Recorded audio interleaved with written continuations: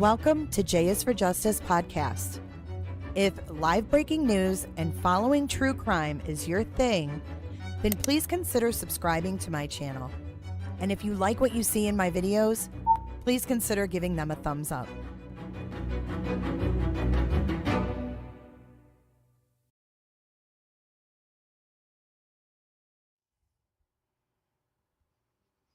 Hello, everybody. Good evening. Good evening. Happy Wednesday to you. It's been a couple days. It seems like it's been a while since we've reconvened, but welcome. We're going to be taking your calls tonight. Hello, everybody. Welcome into chat. Welcome into chat. I see a lot of comments. Let me get your comments pinned up here. Yeah, we got some things to talk about.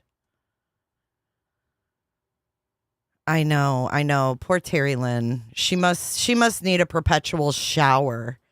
Like from that conversation. You guys, that conversation was insane. I want to hear what you guys think though. I want to hear what you guys think about the video, about the conversation.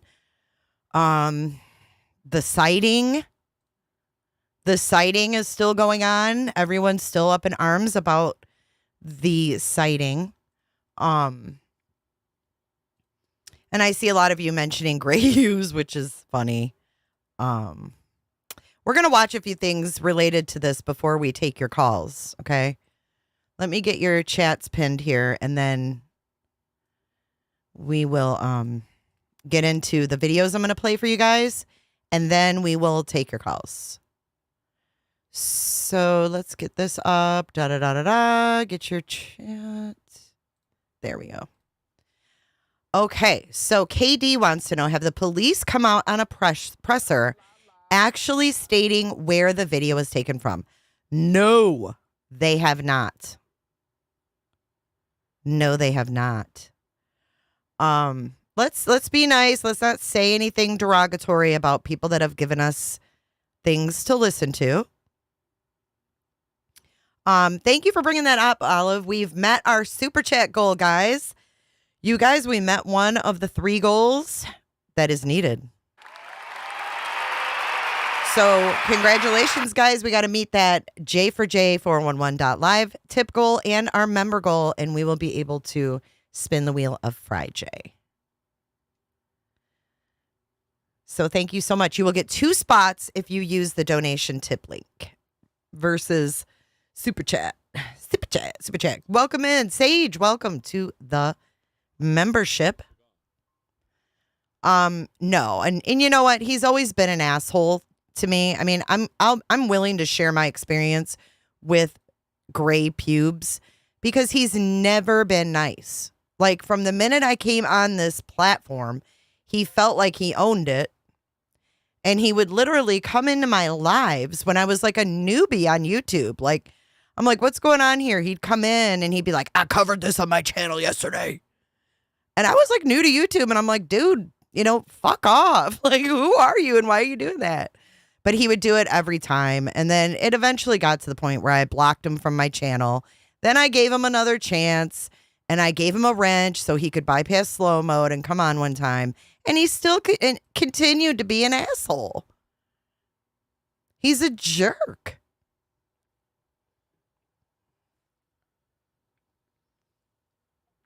He's just a jerk, whether he's right or not. He's a jerk. And there's ways to be right about things and there's ways to not be. And no one really cares if you're right, Gray. You're a jerk. Your presentation sucks. Your presentation sucks. You may have intelligence. You may have your way with Google Earth, but your presentation sucks. No, I don't think he's a cop, but he acts big and bad. So he's a lot like Chris Proudfoot to me in the fact that he's really this insecure little boy that got hit with wooden spoons and belts like Chris Proudfoot did, right? I know the difference between discipline and abuse. No, you don't. You were abused and you're a scared little boy because you know what showed? When the guy that looked like Beavis and Butthead's teacher came out of those apartments in Moscow, Idaho, and he was scared and he ran from the dude in the Birkenstocks that looked like Gray Hughes or Beavis and Butthead's teacher. He's scared. He was scared. Thank you, brown-eyed gal. You got 2 spots on the wheel, babe. And not only that, he went live on this platform and condoned Proudfoot's beating of Sebastian by saying, my mom did it. Does he, Mastiff? I didn't know that. But anyways, yeah, I'm sure they are besties because Chris is talking him through his debunking of my video. Okay. Even if he does debunk the video, he's still getting his information from Proudfoot, which to me seems a little sus. And I'm going to explain why. Thank you, Sherry, so much. Welcome in, everybody. Hi, everybody that's just joining. So let's take a look here at what I've got to show you guys. All right. We're going to go through this. Let's go to.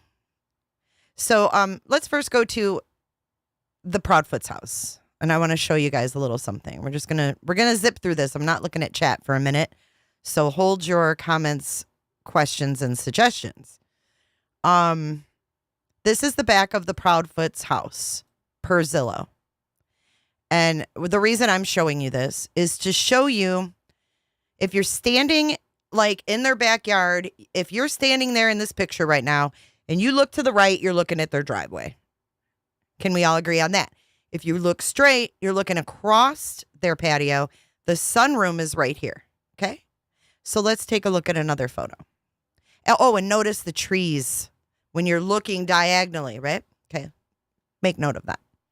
Now, here's another one of the backyard and the sunroom. There's a big floodlight right outside of the sunroom as well. Right outside back here. There's a floodlight on that patio. I can't see it in these pictures, but it's there. So at any rate, hang on. Let's go back.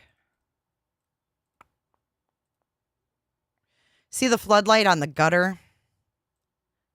I'm going to make it bigger.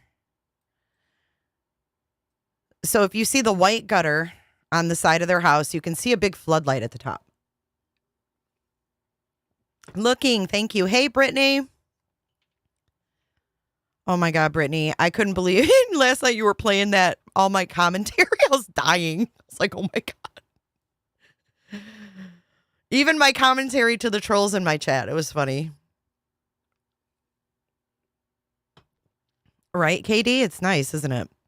So anyway, that's their sunroom. And then you can see through like the trees over by the fence line and stuff. Like that's full, right? Because it's summer. It's summer. So here's a little inside of the sunroom. And keep note that there is a floodlight right outside the door to the backyard, okay? You can see the floodlight there on the gutter again. Okay, now let's move past this. I'm not going to spend a shit ton of time on this.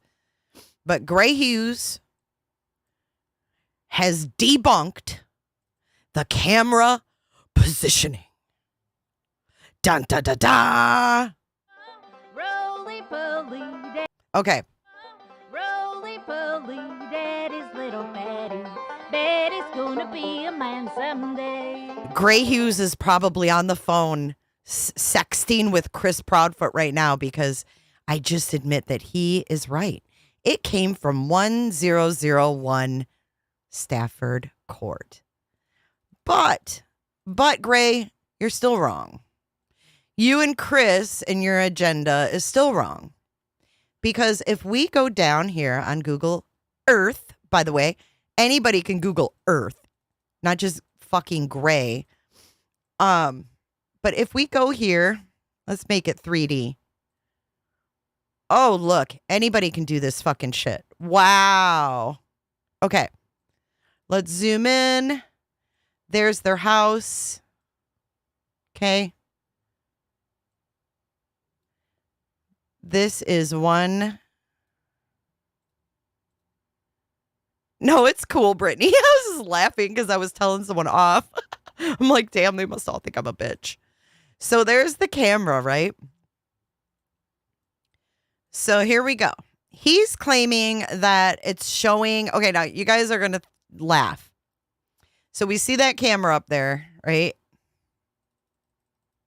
On the side of this house, facing diagonal across the driveway, right? So let's go diagonal. We can't stand in their driveway, but we can get pretty damn close. So if it's diagonal, it might still be like that. And guess whose house is right through those trees? And I'm going to get my little annotate and draw because he's saying that the little dot is a garbage truck on Honeysuckle. I'm going to show you where Honeysuckle is. Y'all are going to laugh. Y'all are going to laugh.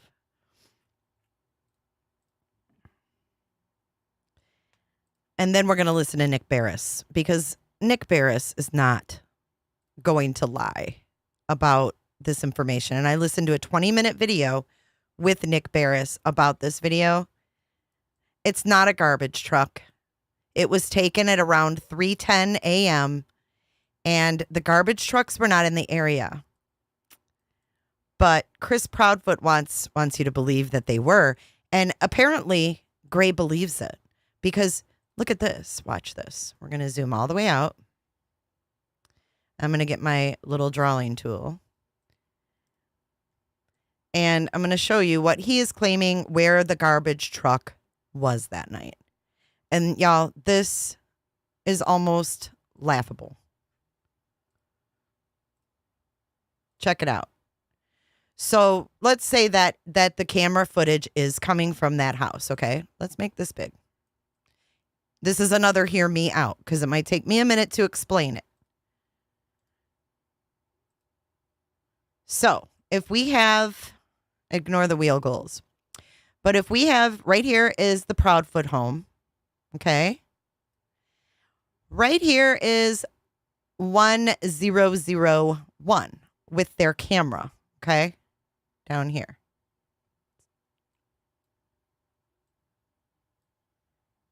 Right here. 1001, okay?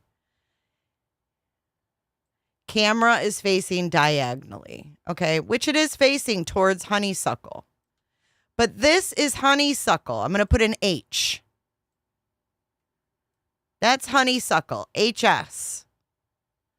So him and Proudfoot are expecting people to believe that, now let me get the video so I can put it side by freaking side because this doesn't make sense either. Any way you slice it, it still doesn't make sense. So let's get the video.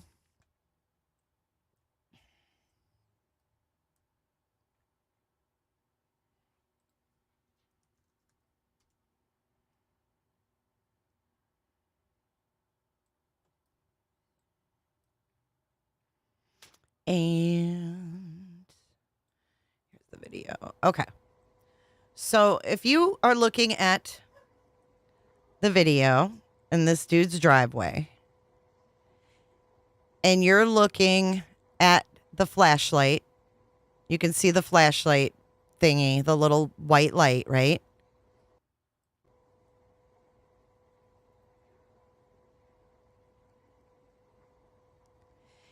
He's saying that the little dot is on Honeysuckle. And I'm about to show you something. Thank you, Olip, and thank you, Shell. Gray Hughes is not police. No way, no way, no way. Gray Hughes about cried when a guy in Birkenstocks in Idaho chased him. And he wasn't even chasing him. He was just asking him why he was there. He was so scared. He ain't no cop. That dude could not be a cop. Okay, so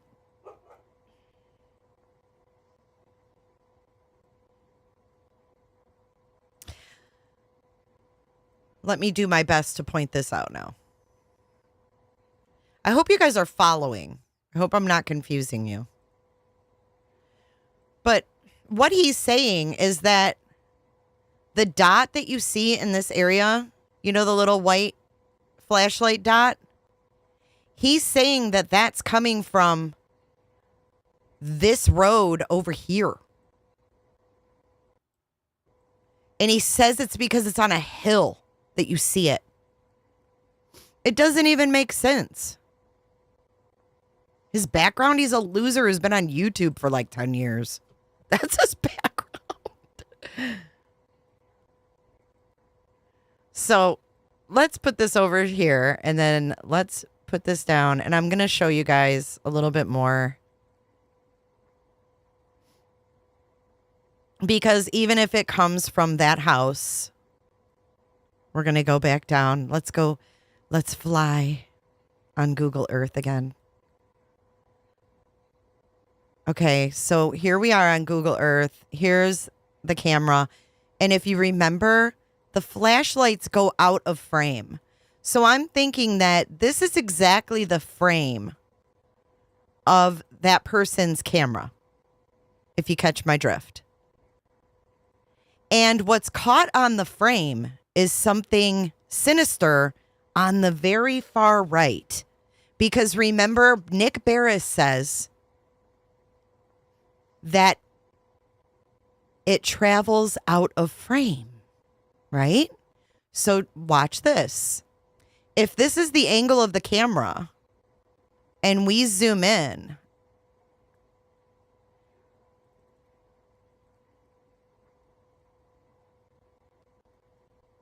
right here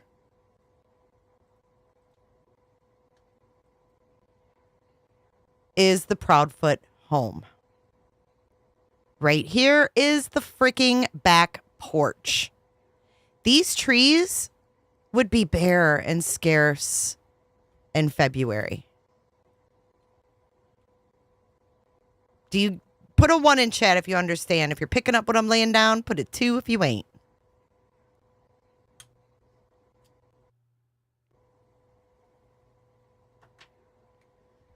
So let me show you Nick Barris again, his video. And hopefully it will make more sense. But I'm trying to give it to you in... I'll make sure to share it. And like I said, it may indeed be nothing. But as it stands right now... Okay, now watch this.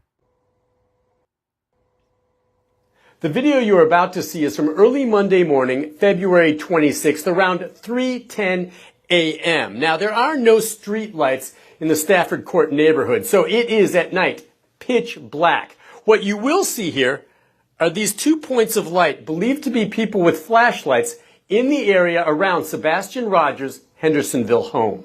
It is believed Sebastian left his home barefoot and with a flashlight sometime overnight. Since his disappearance, authorities have reviewed security video from homes in the neighborhood looking for clues. We have had several clips that have come in. And this one is getting the most attention, showing signs of activity around Sebastian's home the night he disappeared. You see 2 light sources, which we've circled to help you follow. For point of reference, the security camera was pointed toward the back of Sebastian's home in a common area. In the video, you see subject 1 with a light source in the lower right-hand corner. See? No, he did not. Nick Barris is a respectful journalist, guys. He is not going to make things up.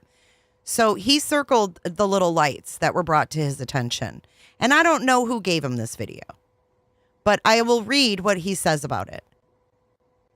This is my exclusive story that just led our 6 p.m. newscast. It details the security camera video evidence showing 2 individuals near Sebastian Rogers' home the night the teen disappeared.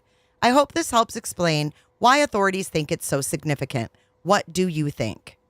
And if you look, subject 1 goes off frame, which means it's out of view of the 1001 Stafford Lane camera. Then you see subject 2 briefly appear and move toward the first before that light source is covered or obscured by bushes. Subject 1, a few seconds later, then moves out of frame. Then subject 2 reappears and follows subject 1 off screen. It's a short time later, and it's very vague, but then you see one of the subjects moving quickly back through the common area, and that is it. I know, there's not... Okay, so now if we take this into consideration as being the sunroom, if those lights are not the garage and they're the sunroom, then that subject is going off frame out of the camera's view. Yeah, it's nowhere near Honeysuckle Road. Nowhere near it. And that's what I'm saying. Chris Proudfoot is giving Gray either the wrong information on purpose, or Gray is putting out the wrong information on purpose, because he's got to know damn well when you're standing at this house, there is no way to see Honeysuckle, even if you're on Stafford, even if you go down Stafford. Watch. Let's go down Stafford a little bit. You can't see no effing garbage trucks over on Honeysuckle. Honeysuckle's over here on the other side of these trees and down a hill. You want to see Honeysuckle? He's saying that you see from here, okay, all the freak over to this road. This is Honeysuckle. And he laughs and he says, the light moves because the truck is going down Honeysuckle and it turns around. So they expect us to believe that you can see a trash truck at 3 a.m. from Honeysuckle, okay, from this road, all the way down to 1001 Stafford. Are you picking up what I'm laying down? It's bullshit. It's bullshit. I believe CP, very happy. I believe CP parked in construction zone, walked in, and when he walked back to his truck is how Sebastian's DNA got there. Mm-hmm.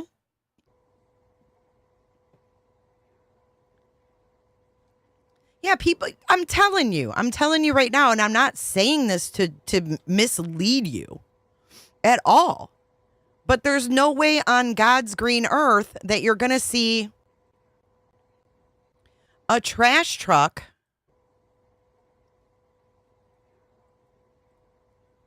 Wait, hold on.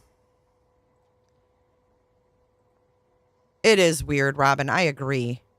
But there's no way that you're going to see a damn trash truck on this road from way the hell over here. And that's what they want you to believe. This is what they want you to believe right here. Is that house picked up a trash truck and that those lights that look like their freaking porch is a home up on this hill and it's their floodlights. Nope. Nope. Great. You know what? Court TV don't want to hear it. They don't want to hear this. Look at that. It's preposterous.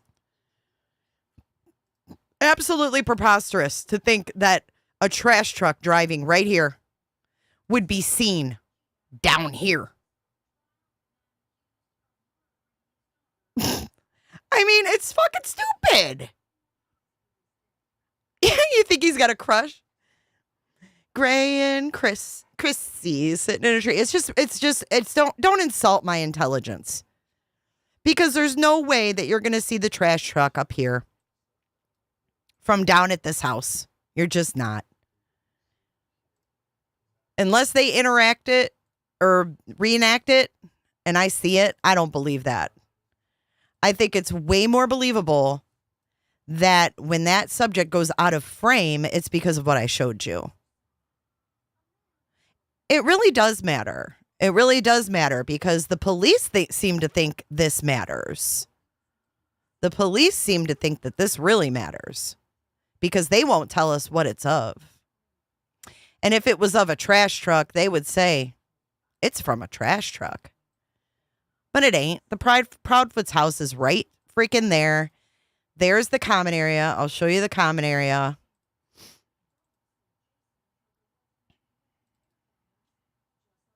If you go up a little ways and creep up, right here is the common area that Nick's talking about. See, there's a ditch. There's an easement back there. But you got to remember that all these trees weren't there before. They wouldn't have been there. They wouldn't have been there. And you would see the Proudfoot's back freaking yard.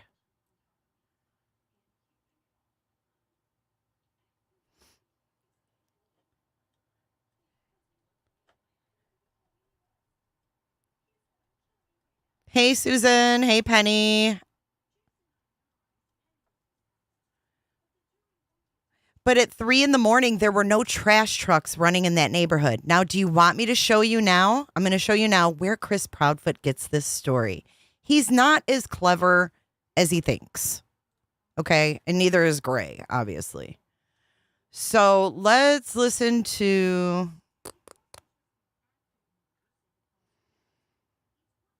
in the dispatch audio. Let me pull that up. All right, I'm going to close out Google Earth. We're done. You guys get my drift, right? This is the common area. The Proudfoot's house is right there. I mean, that is the Proudfoot house.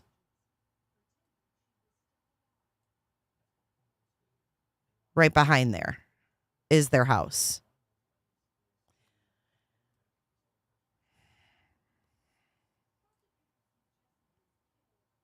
And then you see their backyard. And if you imagine those trees not having leaves, you would see right through there. You would see right through it.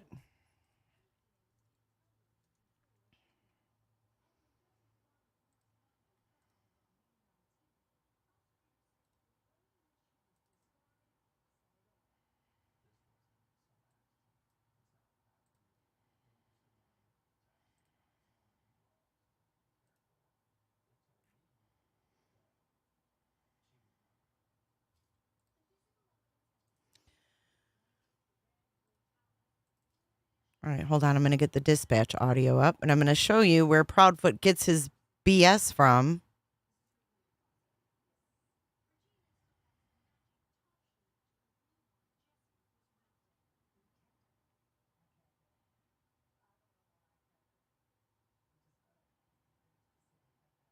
Hang on, I got to find it.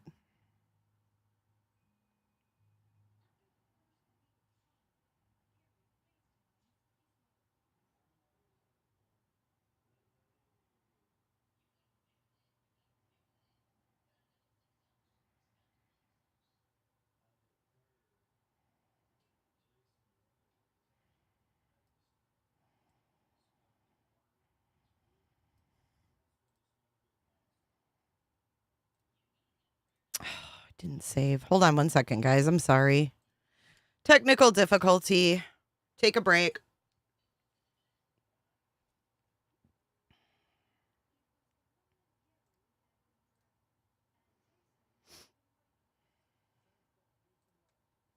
Okay, I'm going to play some of this dispatch audio.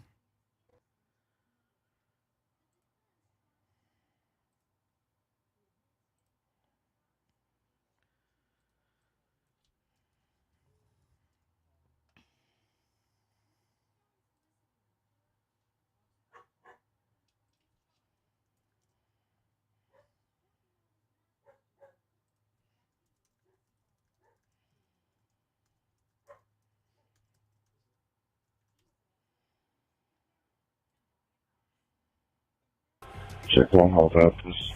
Same. You can take the assist line and route to the missing juvenile. I took personal medical center ER, center station ER, center regional ER, anti-line, all clear of the juvenile. You can see that the code red has them on at 745.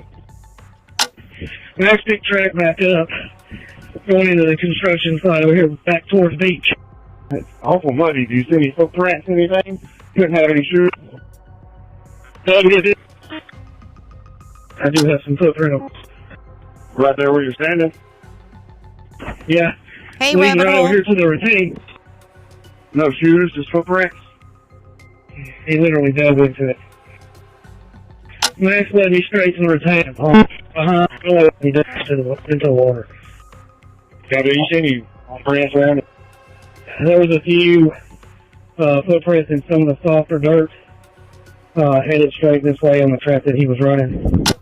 Do we have a picture yet? That's simple. What was that heat signature at? Where the riprap is, where the trees are. 25 feet maybe out in toward the middle. Hey guys, the construction zone, there's another pond. There's somebody standing in the woods. It looks like a person. It is a person, we know, but there's another pond. He's standing back there by himself. Past the construction zone, in the same area back there. Yeah, the north end of it, yeah. On the machinery goes straight back. There's a person in the woods by that pond. There's the house on the other side of the tree line. Going back toward beach or going on the back side? Yeah, on the back side, and he's not moving. He's just standing there by himself in the woods. It's Hendersonville 517. I'm on the northeast corner in the cemetery across the tree line. Am I close? No, the back side. Nikki, if you can, do you have anybody there with you? Stand by. Let me see if I can find it on my map. I got my drone grounded for the moment, and I'll see if I can do it. Target's over it. One of the two. I'm in my truck.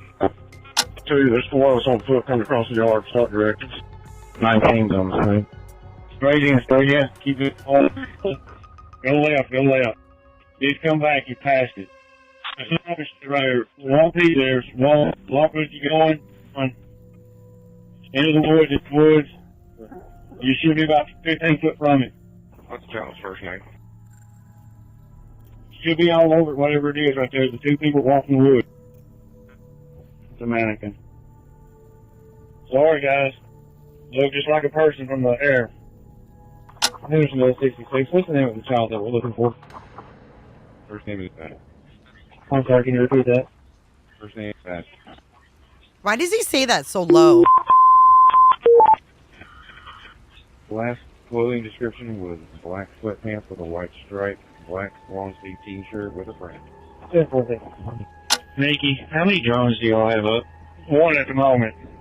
I've got mine grounded so I can get Sartopo up. I'll be back in the air momentarily. 29 Central on scene. Put two out here with me. 10-4, has anybody been there since the initial? There's a whole bunch of people here now. 4 in the home.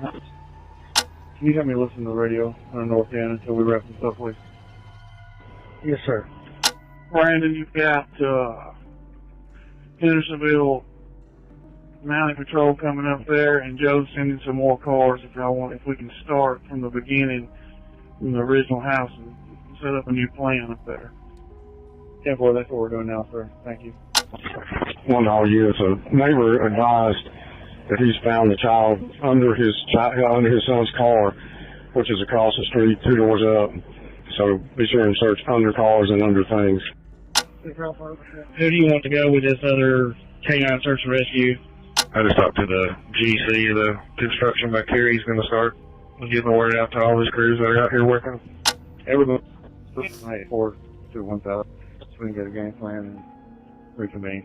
Hey, Target, can you put a drone right over top of this trash can, this dumpster, see if there's anything in it? 188. 184 is going to send you a picture. You send out a code red for 1008 Stafford. Code red was sent out at 0745 this morning. 2-4. We will stand that in good. Can we retry that, please? 10-4, will do. 188. Go ahead, sir. Can you come to 1008, please? 3-4. 12 to any units that are going to be assisting with 1008. Please come to 1008 Stafford Court now, please. Hey, Mike. Start at the beginning of Kelly Lane 1000. We're going to work our way north of Kelly Lane. That's fine. I'll get these two houses right here, and we'll take the right side. The white Ford truck, that's the Hendersonville officer's house that's with me.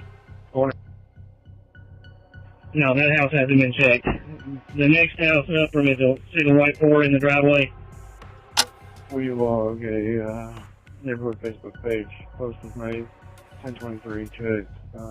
I'll show you the part that Chris is getting his little info from. You're going to laugh. We've had an additional caller call in that was in the ad stating she saw someone that made the description on Hogan's Branch, male with sandy blonde hair, with a bag wrapped around his head. She also stated she had on a reflective jacket approximately 2 hours ago. 30 command. 139 World End has a camera, but nobody's answering the door.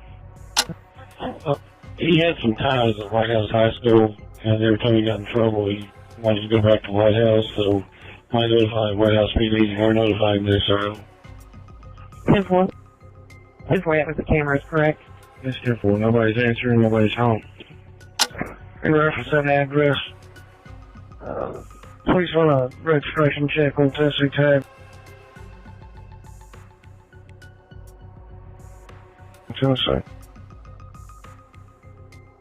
Inspector 2012 BMW 750 black and color, registered at that address. Confirmed NSR. Correct. When you can't see it, you can find any information. See if we can look up on a phone number or something. We would appreciate it. Command the unit to A bag. report. When you check a residence, please give me the numeric and unit numbers that have checked it and whether or not you made contact with anybody. Made contact with 1000 Killen Lane. He checked all of his cameras. Nothing was on.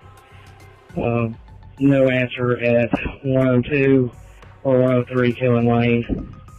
105 answered, hasn't seen it. Nothing on the ring doorbell. 10-4, and you're saying 102 is at 1002? 1002, I'm sorry. I don't believe Chris. Had any light purple hoodie? I don't know if the parents will know, but just on out of the owns a light purple hoodie with Homer Simpson on the front of it. A light purple hoodie with Homer Simpson on the front of it? Can I ask? Mom doesn't advise us to call them. Because they're both a-holes. Dragon Square last night. Just bowling at them. You have a unit go there. Make sure that he hasn't returned there. 1015 have ring cameras, but didn't pick up anything. 517 Hendersonville is with me. 1000 contact, haven't seen anything either. Nothing on ring doorbell. 1012 Killen Lane through 20.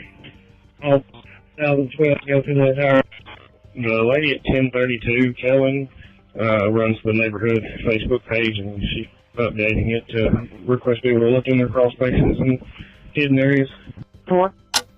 Hey, on at 1000 Kellen Lane, did y'all happen to check the crawl space? I will have to check my list, but if it wasn't locked from the outside, it was checked. 1018 Stafford. They are reviewing their camera footage right now. They can check contact and they got the cameras checked. No, that's fine. 184, you're low volume. They got cameras checked. It was 1018. Hey, Moe. At St. John Missionary, 1085. Resident at 1028 Kellen Lane states that he just saw a kid with a black shirt, black shorts, had a phone in his hand coming across the construction. When he made contact with this gentleman, the subject went straight back to the woods at the top of Kellen Lane. I just talked to him. He's one helping. Well, thank you. 12 units. When you're done with your assignment, please come back to 1008. Wait for the addresses. That's what I'm waiting for. 23, 24, 18, and 16. Stafford, ring cameras. Nothing's been called. Operations have started at Willow Bend Drive, St. John Baptist. Wait for it. And the dumpsters and both church buses have been cleared also. They're making that. 10-4, are you going back to Stafford Court? He had his, he was listening to Scanner. Yeah, He was scared they were going to come, Yeah, woo, woo, woo, woo. 1026. Gray Hughes is going to be on top of the police car. Woo, woo, woo, woo. I'm coming for Chris Proudfoot. Killen Lane, no contact. 1028, made contact. Nothing on their cameras. And 1030, contact. Nothing on their cameras. And nothing in the treehouse behind the house. 10-4. 68th Command. All houses on Kevin Lane have been checked. Ray, those woods on that side of Long Hollow, we've been unable to fly to due to the distance with the drones. So those big woods that's south of the house, we haven't been able to get several. All properties on Vandy Wood Court have been checked. We're starting on Honeysuckle now. Yeah, that's 3293 Long Hollow Pike. Beyond the creek and checking that cave behind the house. I'm almost back to the house. Meet my partner. I crawled back into the cave as far as I could go before it got muddy. No footprints, and it's collapsed on in about 10 feet. 10-4, but you're out of it, correct? Sounds like. I think he's going with the story, Trooper Grinder Sherry. has himself and a few troopers. They're going to hit the roads outside of our immediate vicinity and just look for him walking down the roadway somewhere. 3301 Long Hollow Pike has been cleared. It's a stone house. Several outbuildings have been cleared. They're unlocked if anyone else wants to look. I just sent you the endangered poster. If you can put that on our social media, please. 12 to 188. Mary, I love Mary. Did y'all check inside each one of those buses behind TW Hunter? 10-4, so we checked them all. Okay, well, we're about the three closest to the building. Will you ask Transville to respond to the area of National Pike and Carrion Road? There's a juvenile in that area wearing black pants and a red t-shirt. Was shaking back and forth like he had autism. It was just reported to us. Outside of Long Hollow from Killen Lane to Center Point has been checked. Can you check the field houses that are up on top of the hill by the practice field back behind TW Hunter? I don't see that anybody has tracked through there on foot. 10-4. The barn and my starting location's clear. Residents in barn at 3221 Long Hollow Pike is clear. And from my starting location to Shackle Island, I've walked the entire creek bed and then up to is clear. Number 1 excludes Gray Hughes. Myself and 182 have been behind TW Hunter, all the way behind Okay, Beach. so I just want to throw out there that behind TW Hunter, this road that goes behind there is the area that they were saying that actually it's between the construction zone and like this football field.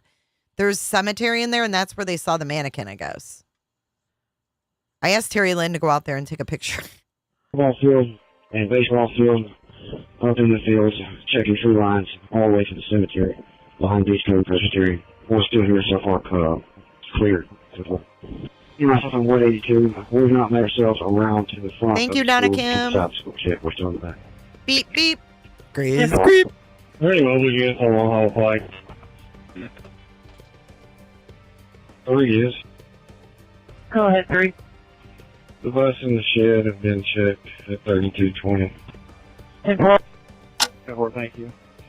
Can you and your partner stop at Willow Bend and go house to house up Willow Bend? Check all those, please. See more people have driven through it, but it doesn't look like anybody's house to house. 10-4. Every house on Honeysuckle has been checked. People that answered the door have only seen the parishman this morning. Hear that? Chris Proudfoot, I'd be willing to bet my bottom dollar that Chris Proudfoot heard this little tidbit. We on our 2105 New Hope is clear. 3417 THP has joined in with myself and 517 on Willow Bend to check houses. Oh, Tennessee State Patrol came in too. Tennessee State Patrol came in too. So they cleared Honeysuckle, and the people that answered the door on Honeysuckle said the only thing they'd seen that morning was the garbage truck. So to believe Gray and Chris's theory, you would have to believe that all the people on Honeysuckle were awake at 3 a.m. to see said garbage truck go by. Out. Yeah, well, Every house on Honeysuckle has been checked. People that answered the door have only seen the parishman this morning, nothing else. Hear that? Honeysuckle's been cleared. The people that answered the door on Honeysuckle have only seen the garbage man this morning. No one else. So, and like I said, to believe Chris Proudfoot / Gray Hughes theory, you would have to believe that all of the people on Honeysuckle were awake at 3:10 a.m. to see the trash truck go by. Maybe everybody on Honeysuckle gets up really early and goes to bed really early. But all I'm going to say is not all these people on Honeysuckle saw that shiz at 3 a.m. And they said this morning, Melly, yes. What's up, Sin? Right. So we have our own dispatch audio to prove that. So there's some facts for you, Gray. Put that in your pipe and smoke it. You might consider smoking something else, too, to calm your ass down a little bit. Because you are a fucking hot mess. They didn't say where they saw it, if they saw him out driving, or if they looked at their videos and saw the garbage man. But what I'm saying is, they say that was a garbage truck at 3:10. Your partner stop at Willow Bend and go house to house, Willow Bend. Check all those, please. See more people have driven through it, but it doesn't look like anybody went house to house. Yeah, well, Every house on Honeysuckle has been checked. People that answered the door have only seen the trash man this morning, nothing else. The White House and Red Barn adjacent to TW owner 2105 New Hope is clear. 3417 THP has joined in with myself and 517 on Willow Bend to check houses. The big holding pond has been cleared by Hendersonville Fire. They're going to rehab at Shackle Island for a bit, then go to the one over by the cemetery. Field houses behind the beach. Soccer field's been searched. We're going to head over to the side field house across the street from the fire hall. 106, 108, 110, 112, Willowbrook, all check, no contact with any homeowners. Jason, how would you possibly know that? Unless it's your camera. Is it your camera? Yeah, if I could find out the name of the garbage company, nobody will tell me. I've been asking for the name of the garbage company because they're not in the city limits. I don't know who they pay to pick up their trash. It says they saw it this morning. So I guess if you want to believe that theory, you would have to believe that those people are up all night.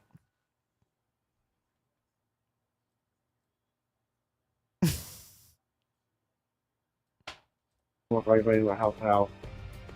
Yeah, well, every house on Honeysuckle has been checked. People that answered the door have only seen the trash man this morning, nothing else. The White House and Red Barn adjacent to TW owner 2105 New Hope is clear. Door have only seen the trash. The whole street works second shift. This is the second shift street. Check all those, please. See more people have driven through it, but it doesn't look like anybody went house to house. Yeah, well, every house on Honeysuckle has been checked. People that answered the door have only seen the trash man this morning, nothing else. The people that have answered the door. It's not just one person. Honeysuckle's a really long drive. Yeah, that could be part of the story. Maybe they're going along with Chris Proudfoot right now, Jason. Maybe they're just going along with him. Maybe they're letting him think that's a trash truck. Maybe they're letting him think that's a trash truck.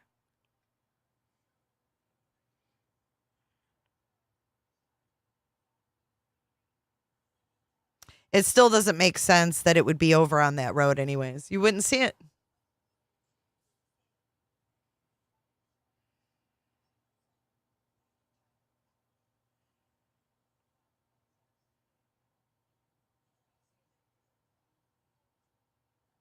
Yeah, there's a bunch of them. I mean, if you're not in the city limits, there's like 5 or 6 trash companies that you can pay.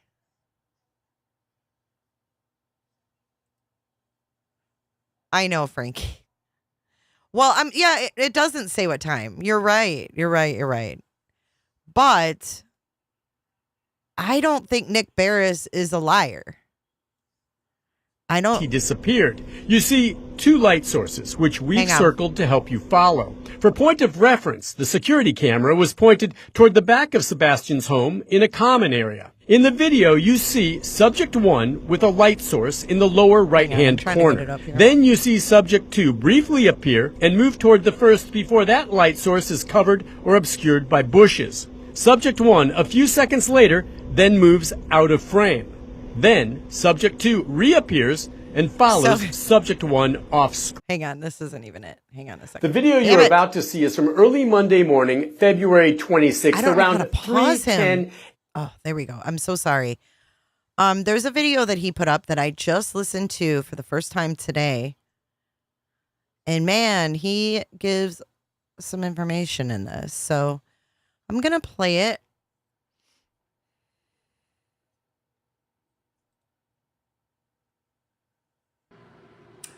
Good evening, everyone. Nick Barris with News Channel 5 here in Nashville at 7 o'clock Central Time. Going face.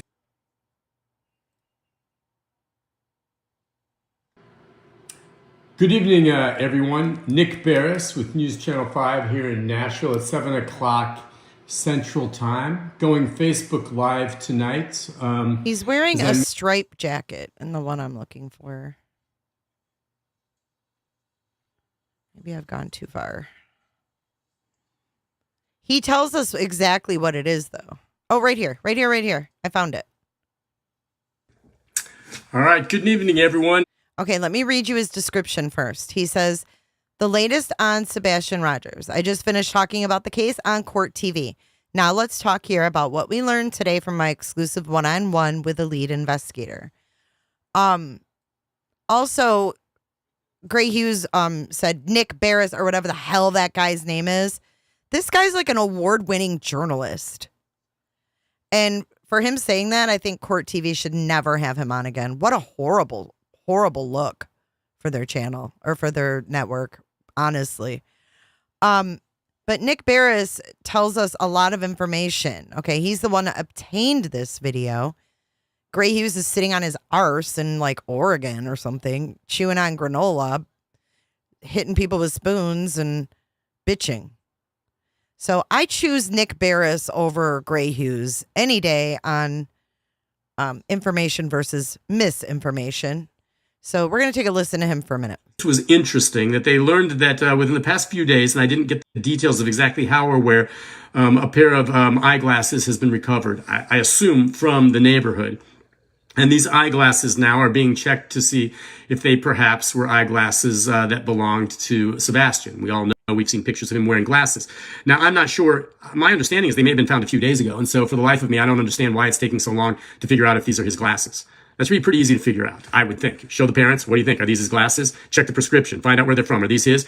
That should be. Now, if they are his glasses, okay, that would be the very first piece and only piece of hard physical evidence that has been recovered since he disappeared. Now, what does that mean? Well, I guess depending on where it was found, it could help guide some of the search. But beyond that, I don't see it as being all that significant. But at this point, I do not know whether or not the glasses found were his. But it seems to me there's a good possibility they might be, and hopefully we'll learn that soon. What else did we learn today? What we learned in my sit-down interview, and it's in my story that I'll share on my page that aired at 6 o'clock on News Channel 5. I went back and asked Eric Craddock, again, lead investigator for the Sheriff's Department, about the video that was collected from homes, security video, ring camera video from the night Sebastian disappeared. And as we've said all along, to this point, they say that there was nothing of substance found in any videos. Many of you will know last month I ran an exclusive story with a clip of some videos taken in the night around the time that we believe Sebastian disappeared from around his home, pitch black. All you see are a couple of what looks like isolated lights moving around outside the home, okay? Don't know what it is. Could it be someone with flashlights? Sebastian may be left with a flashlight. Looks like there may be someone else. It's not car headlights. Could it be some kind of reflection? Could it be someone else walking out there with a dog with a light? Possibly. I don't know what it is, But it clearly seems to me that there was some form of light out there that night near the home that looked suspicious. Well, not long after that story aired, I know that, authorities said that that video has been vetted, was scrutinized by both the Sheriff's Department and the TBI, and they said it had no evidentiary value, meaning that they didn't think it had any bearing on the case. I will tell you, after that story aired, I had law enforcement, more than one person in law enforcement, ask me where I got that video, wondering, hey, where did you get that? How did you get that? And of course, I don't divulge my sources, but I did get it, and it's genuine. Now, what was interesting in my conversation with Eric today, I brought that video up again, and I said, okay, so you said of no evidentiary value. And he said, yep, of no evidentiary value. And I said, okay, can you tell me then what those lights were, though, so we can know what they were, if it's not of evidentiary value? And he said, no. And I said, why? And he said, because this is still an active criminal investigation. Okay. So if it's of no evidentiary value, why does it have any bearing to the criminal investigation? So what I next asked him then, so are you telling me, depending on how things develop, what we see in that video with those lights could at some point become more significant? And he said, and I'm paraphrasing more or less, but along the lines, we don't know what we don't know. So yes, depending on what develops down the road, that video could become more significant. All right, so at least that's something that we have that looks like they've gotten the evidence file. We know that for a fact, that for now they're saying does not have any significance to it. But there's supposed to be more video to it. I know we've heard some of the parents say that they were told that it's not significant. That may all be true, and it may not be, and maybe nothing of note.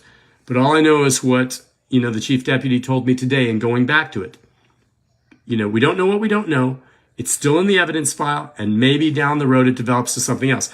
I don't understand why they won't at least then say what the light is if they're saying it's of no value. Why not just tell us? Okay, I think I've seen in some interviews one of the parents said, well, they were told it was a garbage truck or something like that. Watch the video yourself. Go on there and look at it. It's not a garbage truck, okay? And maybe it's reflection from something. Maybe it's garbage workers with lights on there picking up trash. That could be. I'm not saying it's Sebastian. I'm not saying it's someone out there that was grabbing him. But it is not headlights from a truck. And it's not a floodlight, okay? It's not. Look at it. At some point, some common sense has to come into play here on that. But exactly. Thank you, Nick Barris, for having common freaking sense. Okay?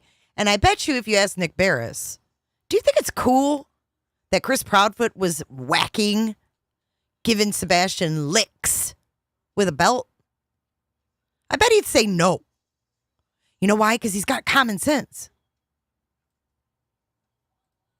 Okay. I think I've seen in some interviews one of the parents said, again. Well, they were told it was a garbage truck or something like that. Watch the video yourself. Go on there and look at it. It's not a garbage truck. Okay? And maybe it's reflection from something. Maybe it's garbage workers with lights on there picking up trash. That could be. I'm not saying it's Sebastian. I'm not saying it's someone out there that was grabbing him. But it is not headlights from a truck. And it's not a floodlight. Okay? It's not. Look at it. At some point, some common sense has to come into play here on that. But it may mean nothing. And even if it is significant, you can't make anything out from it. But so that's a development there, that light, those lights in the back of the house may down the road be significant. For now, as far as we know, they are not. We know that they found some glasses. Again, I believe they held that news conference today because in the vacuum, social media has been running wild with rumors, speculation, and that only harms the search. And then, you ask them at this point, what exactly do you do after you've done as much of searching as you can? And we know family and other volunteers and YouTubers have been on their own out there posting posters and searching in areas outside the original search field. And I think that's great. It can't hurt. But, responding to tips from psychics or just going at random, maybe you get lucky, but if there's no basis for looking some of those areas, it's like looking for a needle in a haystack. But the truth is, at this point, you have to assume that Sebastian could be anywhere. So I certainly don't begrudge anyone looking anywhere for him because, heck, I guess he could be there. But the search, according to law enforcement, continues. My understanding is what they're going to do now, having searched up to 6 to 10 mile radius, homes, basements, caves, ponds, sinkholes, from the home over the past 5 weeks, they are now going to go back. Do I have to play that for you guys in the back again? It's not headlights. Lisa, please drop it. We're done. He's an a-hole. He's always been an a-hole when he's come to my chat. And I'm done. Okay? I'm done. If you say gray pubes, you lose a testicle from this point forward. No, I'm serious. We're done talking about him. If you say Ferris Bueller, you lose a testicle. I should be over there tearing him down. I don't need to tear him down. I'm showing that there's no possible way that what he's saying is true. If you don't like that, then go watch his replays. I don't care. I'm playing a video. I'm trying to show you guys information from a reliable source.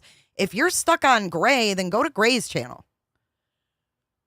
If you're here, let's hear this, okay? Depending on how things develop, what we see in that video with those lights could at some point become more significant. And he said, and I'm paraphrasing more or less, but along the lines, we don't know what we don't know. So yes, depending on what develops down the road, that video could become more significant. All right, so. I would think if the garbage truck went by at 3 a.m., that people would have said, I heard the garbage truck, not saw the garbage man. There's two different things.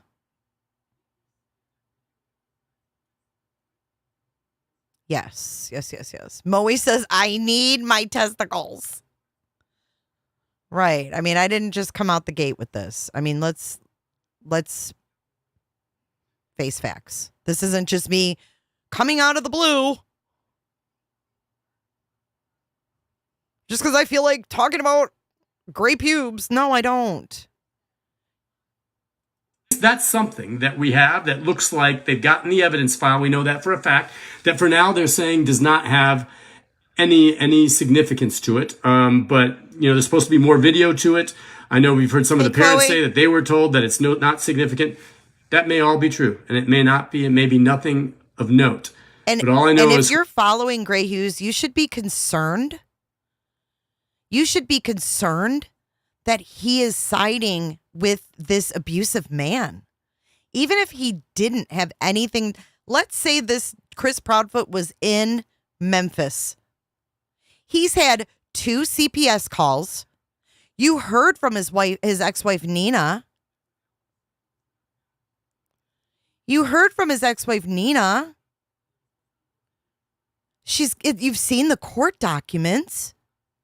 He hit Nina's child in the mouth and made her bleed. If that's not enough to make you say, why are you backing this man? I don't know what it is. It blows my mind. It blows my mind. You have a man who admits he made that kid wear a pull-up. And this man's standing beside him saying, he's a good guy. I've had conversations with him. Dude, you should not be holding your head up high on that one. Yuck. I don't stand with abusive people, especially abuse to kids. I mean, do I have to play the part where Nina started crying when she talked about him hitting her daughter in her braces because she didn't want her nails cut? Let's call it like it is. That's sick. It's gross. It's really gross. He abused Sebastian. We have someone siding, a YouTuber, siding with someone who abused Sebastian.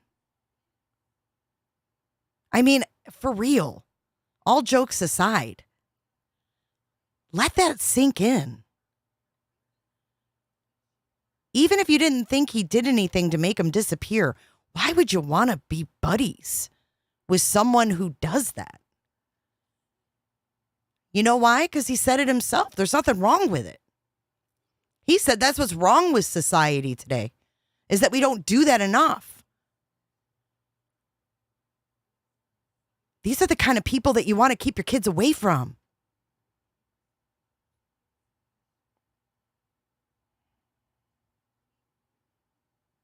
It's dangerous. It's scary.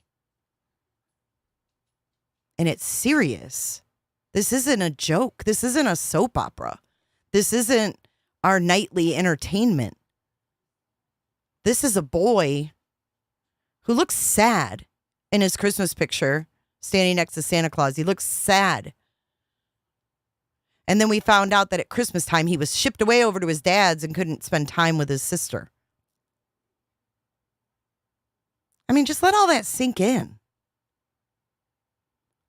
It's just not good. It's not a good look. It's not something you want to do. And it's not worth the clicks to side with Chris Proudfoot. All right, let's keep listening to Nick. What, the chief deputy told me today, and going back to it, we don't know what we don't know.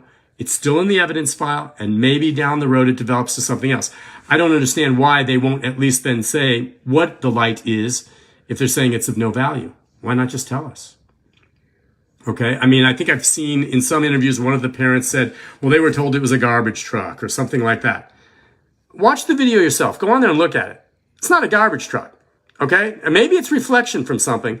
Maybe it's garbage workers with lights on there picking up trash. That could be. I'm not saying it's Sebastian. I'm not saying it's someone out there that was grabbing him, but it is not headlights from a truck, and it's not a floodlight. Okay. It's not. Look at it. I mean, at some point, some common sense has to come into play here on that. But it may mean nothing. And even if it is significant, you can't make anything out from it. But so that's a development there, that light, those lights in the back of the house may down the road be significant. For now, as far as we know, they are not. We know that they found some glasses. Again, I believe they held that news conference today because in the vacuum, social media has been running wild with rumors, speculation, and that only harms the search. And then, you ask them at this point, what exactly do you do after you've done as much of searching as you can? And we know family and other volunteers and YouTubers have been on their own out there posting posters and searching in areas outside the original search field.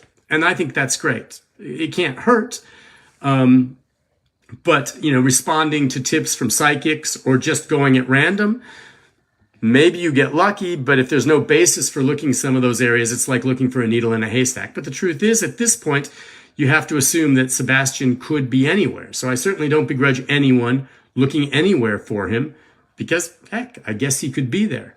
But the search, according to law enforcement, continues. My understanding is what they're going to do now, having searched up to 6 to 10 mile radius, homes, basements, caves, ponds, sinkholes, from the home over the past 5 weeks, they're now going to go back and do it again and go back and see if there's anything there that they missed.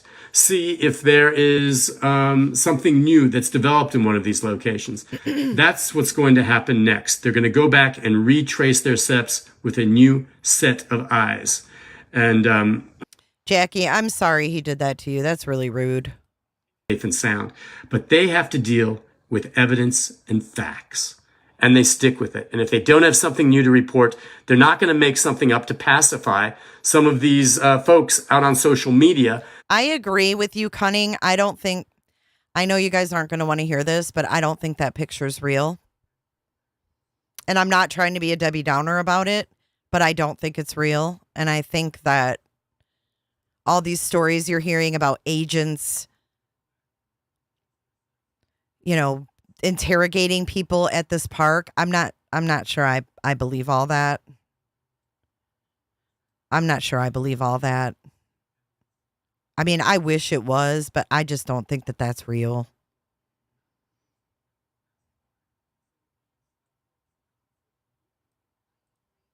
Hey, Cher. No, I'm supposed to get it today. It was supposed to be here by 7 and it never came. I was going to unbox the play button with you guys tonight. Let me track it.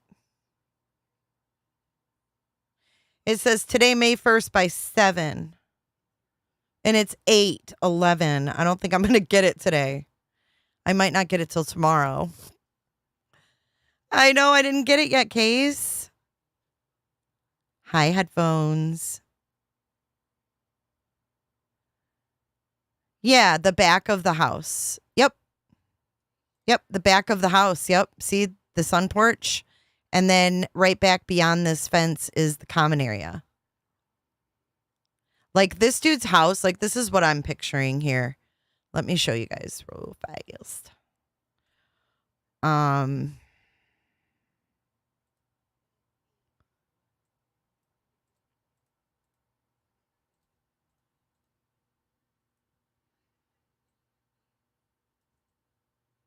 All right. So if I'm imagining that house with the boat, you know, the 1001 where that camera was, then I'm picturing this area right here. When the trees are more bare, that you might be able to see that house with the boat through here. What do y'all think? Yeah, I don't believe it's real either. 801 Johnson, thank you for subscribing. Yeah, cunning. I agree. And Nick did say in the video I was just playing, he did say also that nothing on social media has helped them. Thank you so much, Meg P. Just gifted 10 J is for Justice podcast memberships. Holy cow. Thank you so much, Mega. I just had M&M's, Mega M&M's, and I almost sent you a picture of it last night. I was like, Mega M&M's. Thank you so much, Mega. You guys are amazing. We have over 400 members of the channel now. True Crime and Other Stuff got one too. Welcome, new members.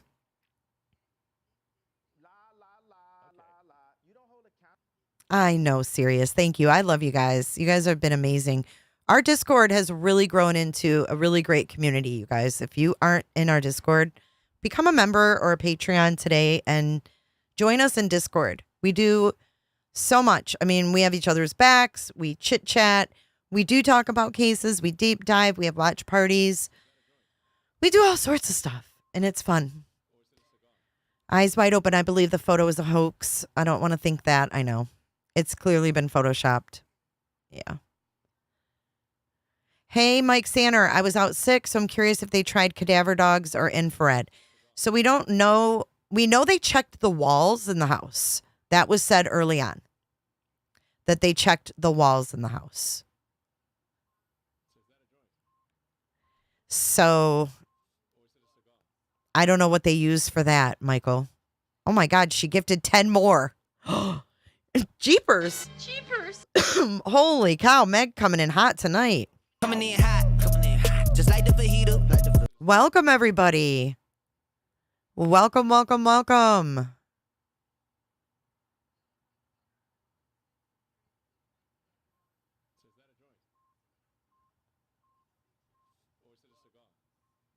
Biscuits and gravy, we love you too. Pearl, we love you too. James, welcome. Hey, Kim Maple. Good to see ya. Good to see ya. Sugar and Spice, it's nice to see you too. Lizzie, Jackie Bushable. I know Mega is amazing. Mega is the membership genie. Bring it all in. Very generous. Thank you so much. Queensland, Australia.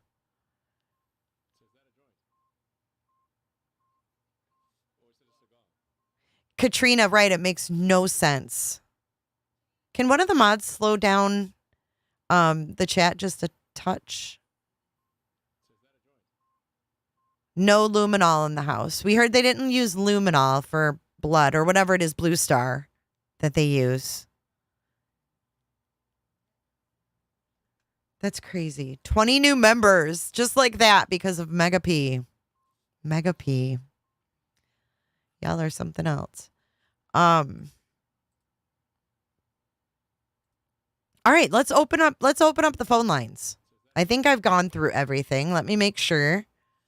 I played the audio of the honeysuckle where they said the people that answered the door saw the freaking things. Okay. We're going to get the phone lines open. I'm going to go grab a fresh Diet Coke. Coke Zero. Thank you, Sunflower. I'm glad you're talking. Hey, Kimmy. I hope school's going good for you. Vanished. I know. I was hoping it would come tonight. Brandon Robinson, go to Discord. You guys, if you can't do it on your phones, you can scan the membership QR code.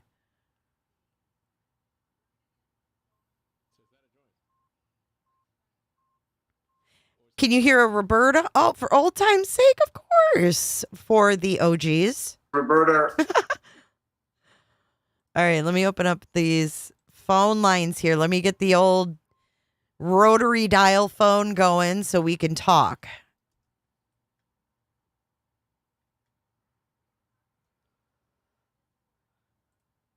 Anybody who uses J4J411.live tonight gets 2 spots on the Wheel of Friday to win merch and other wonderful prizes. All right, I'm going to go grab. Yeah, I did. It still says arriving by 7. Makes me mad.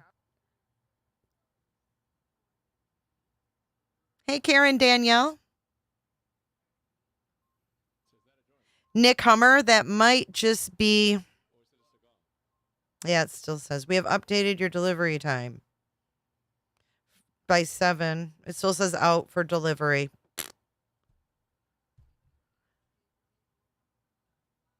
Katrina, I know because it's not humanly possible. And maybe Seth wants to have hope too. I just don't think it's real. I mean, I hope it is. I hope it is. When did she find sweatpants with a white stripe? She did?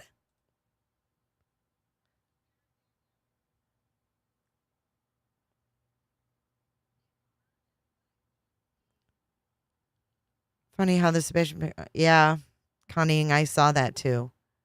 Where did she find those, Sierra? All right, I'm going to grab something to drink. I'll be right back.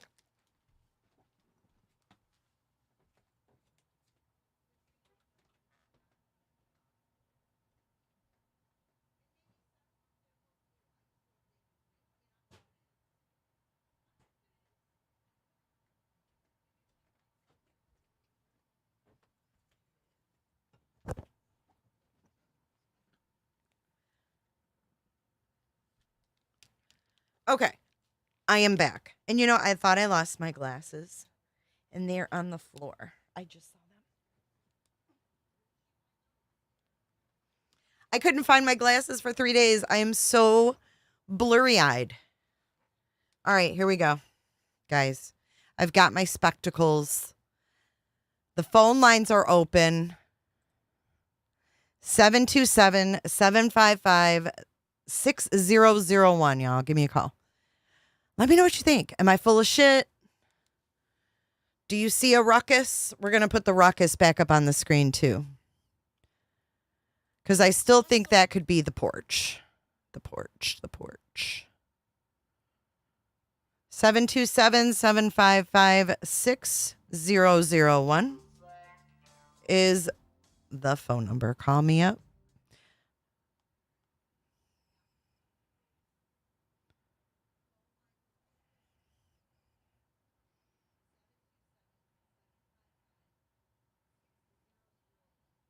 Thank you, Stephanie, for your PayPal.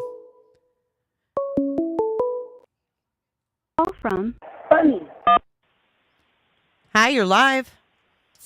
Hi, Jay. It's Bunny. Hey, Bunny. What's happening? I called to tell you that I think these parents are effing crazy. And I feel like I'm going crazy watching all of this unfold. Yeah, me too. It's nuts. I don't understand it one bit. How does he just disappear? Right. And People then don't everybody's vanish. just like, oh. Right. Yeah. Makes no sense. Mm-mm. Sorry, I'm bad at talking on the phone, but no, you're fine. You're fine. I mean, What do you think? I mean, what do you think? What's your theory? I really do think that something happened that night, and like Katie hasn't said anything, because she's the only one that really holds the true key to everything, it feels like. For She's sure. the only one that's home. For sure. I mean, the last one to see him, right? Right. And she's just with Chris talking, it just makes it so much worse. I agree, but he can't help himself. Right. And that's what somebody said about the Terry Lynn call. Like, no way would someone who was innocent have stayed on the phone that long, going through arguments and being accused of stuff like he was. Oh, yeah, no, it's all about his ego. He's got to make sure that everything is okay on his end, and it's just making it all so much worse. Yeah, but he doesn't even see it. I don't think he even realizes it. That's the crazy thing. That's what narcissists do. It's crazy. Yeah. He talks to all these ladies like crap. It's crazy to actually just watch it and unfold and see someone of his caliber of, narcissism on that level. Oh, 100%. It's like watching a show. You're like, this can't be real. Is this I like agree. a SNL skit or something? I agree. Well, I've got another call. Thanks for calling in, hon. Yeah. All right. Of course. Have a nice Yeah, night. you too. All right, bye. Call from Diana. You are live. Oh, Diana, I lost you. Diana, I'm going to call you back. Calling you back, Diana.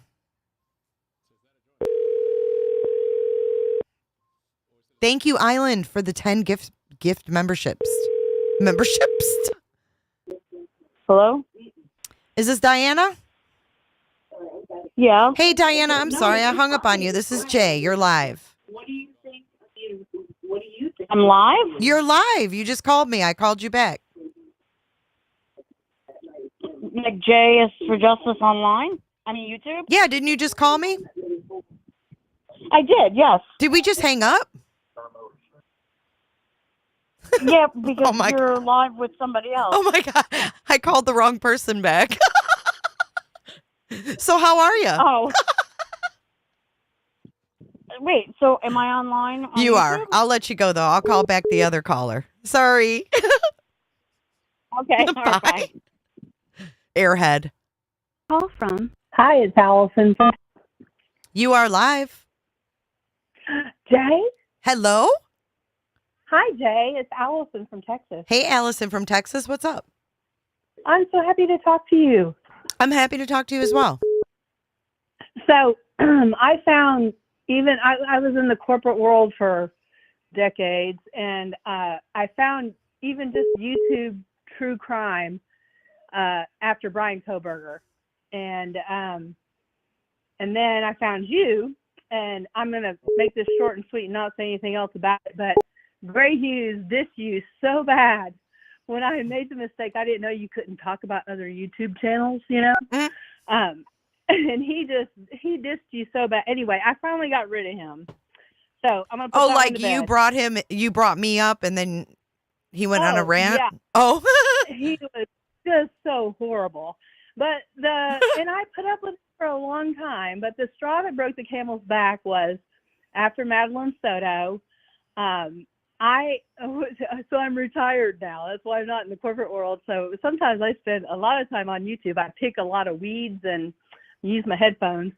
And I called him one night, and I was telling him things he didn't know. And he was like, can you send me an email on that? Can you send me an email? I said, sure. And then I mentioned Mob Crew, Chris, the Mob Crew. yeah. And he just was like, I can't believe you listen to that stupid monotone guy. Oh, wow. And I'm like, and he sent me an email, and he actually said, I think even less of you. Wow. And that was it. Okay. I would have I'm not been gonna done say- then too. Thanks for sharing your story, Yeah. though. That is awful. I mean, the guy is awful. Yeah, I agree. People catch anyway. on eventually. But anyway, what's on your mind about Sebastian? Well, so from the very beginning, I mean, when I first heard, okay, so I have to be honest with you. at first I was all wrapped up in the Riley strain and the Madeline Soto thing, right? And then when those kind of got, over with and, into the judicial system or, Riley's still going. Anyway, I've been a subscriber of yours since I came on, but at thank first, you. When I heard Chris Proudfoot and Chris and Katie talking, and you were dissing them pretty bad, And when I first heard them, I was like, they're just some stupid, dumb country folks. Mm-hmm. Mm-hmm. But then you don't have to listen long, right? Right. Before you start going, something ain't right here. So anyway, from the very beginning, and when the flashlight video came out, I'm like, that ain't no trash truck. My theory is that, and that's just been fueled in the last week with who was the girl that I joined her channel? I can't remember her name. Terry Lynn. Mm-hmm. That was incredible. Anyway, I agree. Yeah, and I think that it's the end of a long weekend. All the domestic crap going on. I mean, this is so deep, right? This guy is just so deep, and I think she either drugged him or hit him or both, and it was over. Like he hit the thud.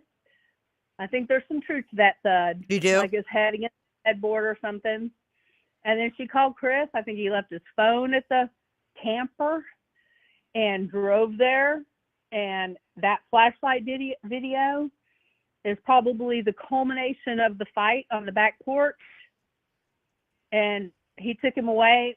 I, as much as the kid looks like Sebastian, either somebody did a fabulous job photoshopping it or superimposed an old picture. The shoe thing is, how can somebody look so much like this unique child from a distance looking down, but he still has the same shoes on, Yeah. And shoes are at the center of this.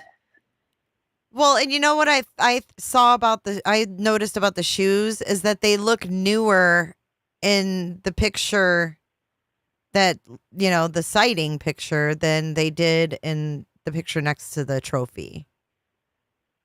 And then, I really haven't heard I've heard like a friend of the friend who took the picture, but I haven't heard the person that took the picture hasn't come forward.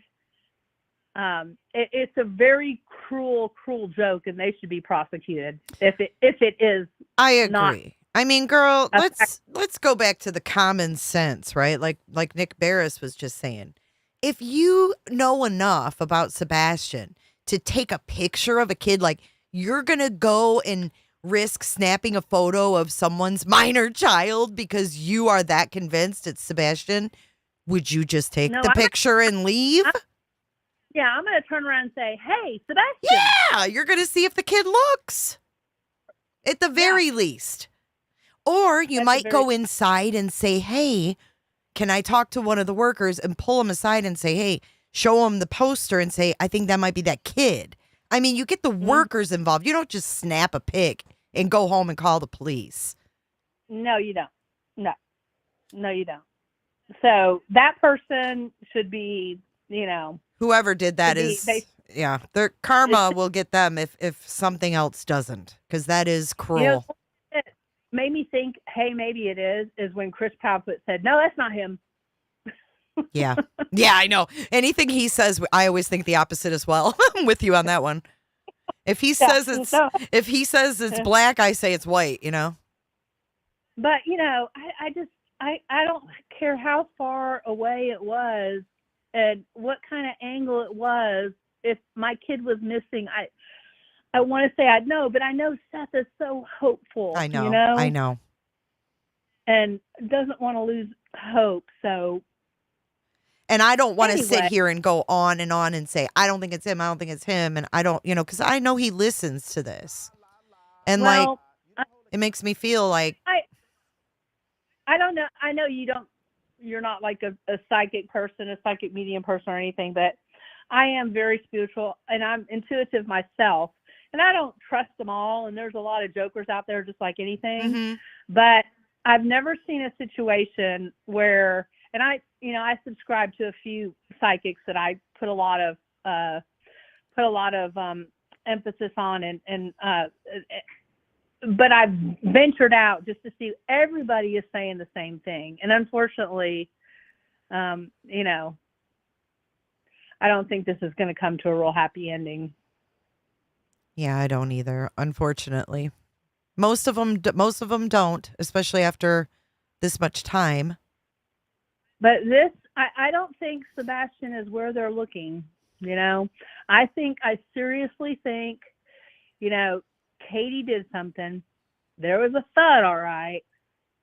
Chris Proudfoot said, "Here, I got an idea."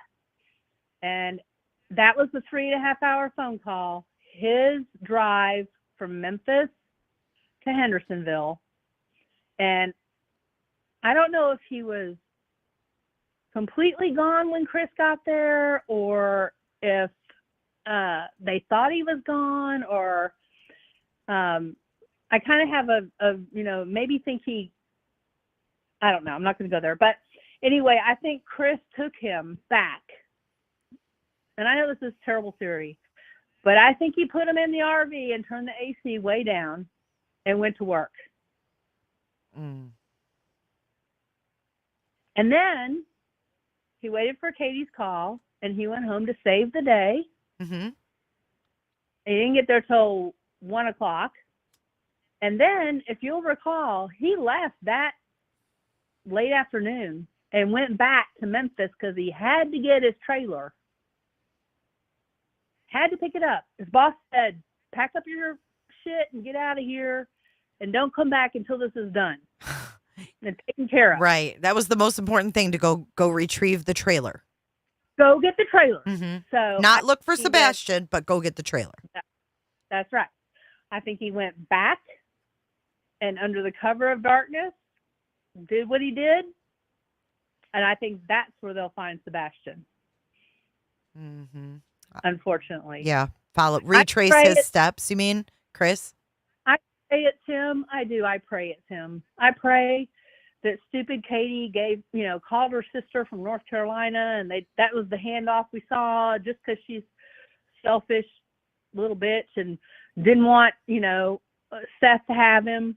Right. And I don't think they thought any of this was going to happen. Mm-mm. Ever. No. And it was only because of me.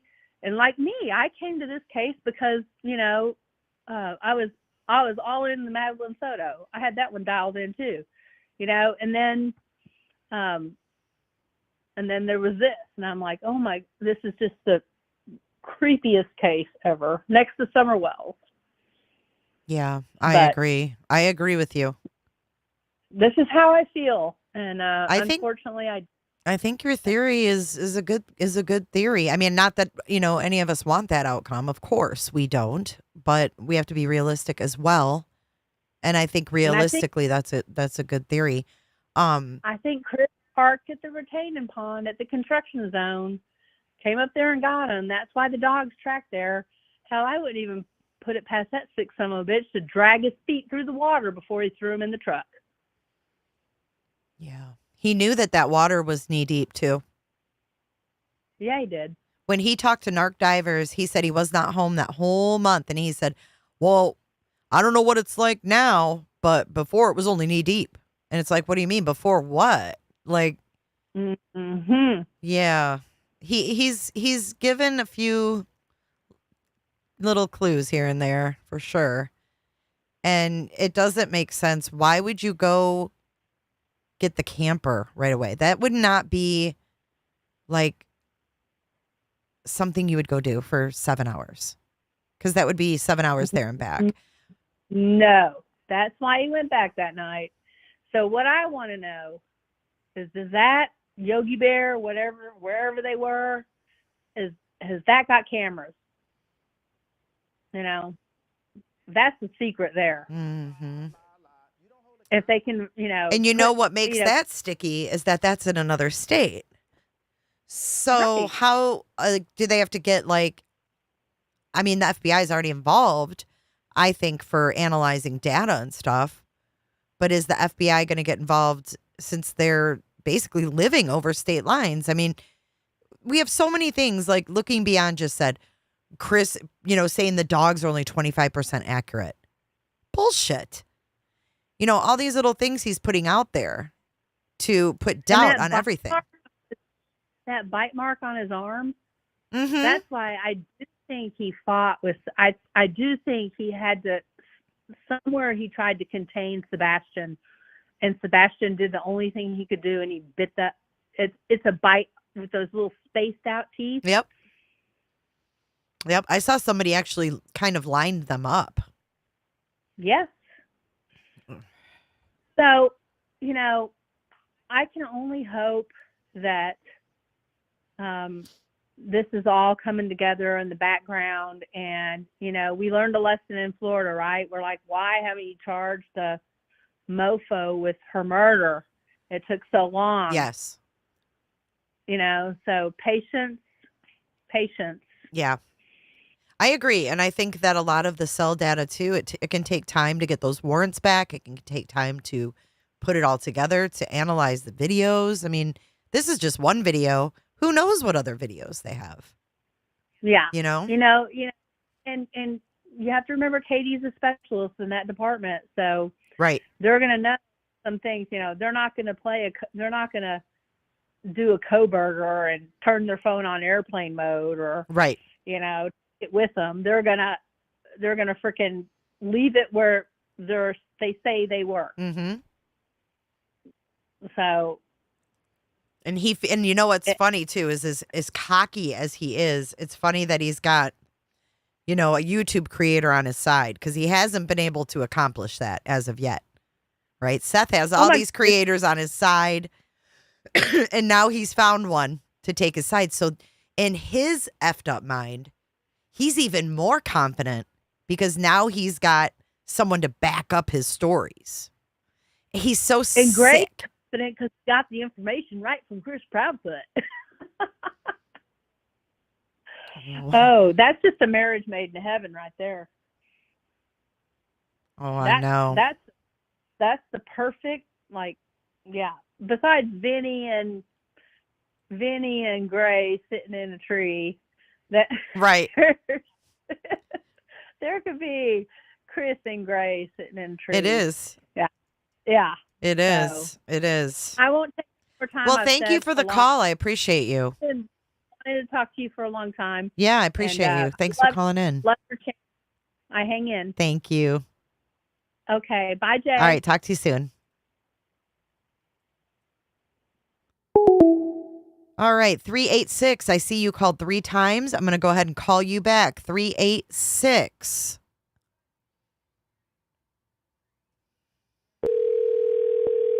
We're calling 386 back. 8675-309. Hello? Hello, 386. This is Jay is for Justice, and you are live on air. Can you hear me? Hello? Can you hear me? Yes. Hey, this is Jay is for Justice, and you are live on air. I called you back. Oh, I think I'm behind on my actual video. Oh. I was it a couple of times? That's okay. I missed That's your why I was call confused. 3 times though, so I called you back. So what's on your mind with the Sebastian case? Okay, for one, I think that the no shoes, she said, because I think he's going to be found with no shoes. So she said it to explain that. Because if they find him, they'll be like, he was found with no shoes. So that explains that. I think that the flashlight was to throw off because I think they knew when the cops canvassed the area, they were going to see something on somebody's cameras. And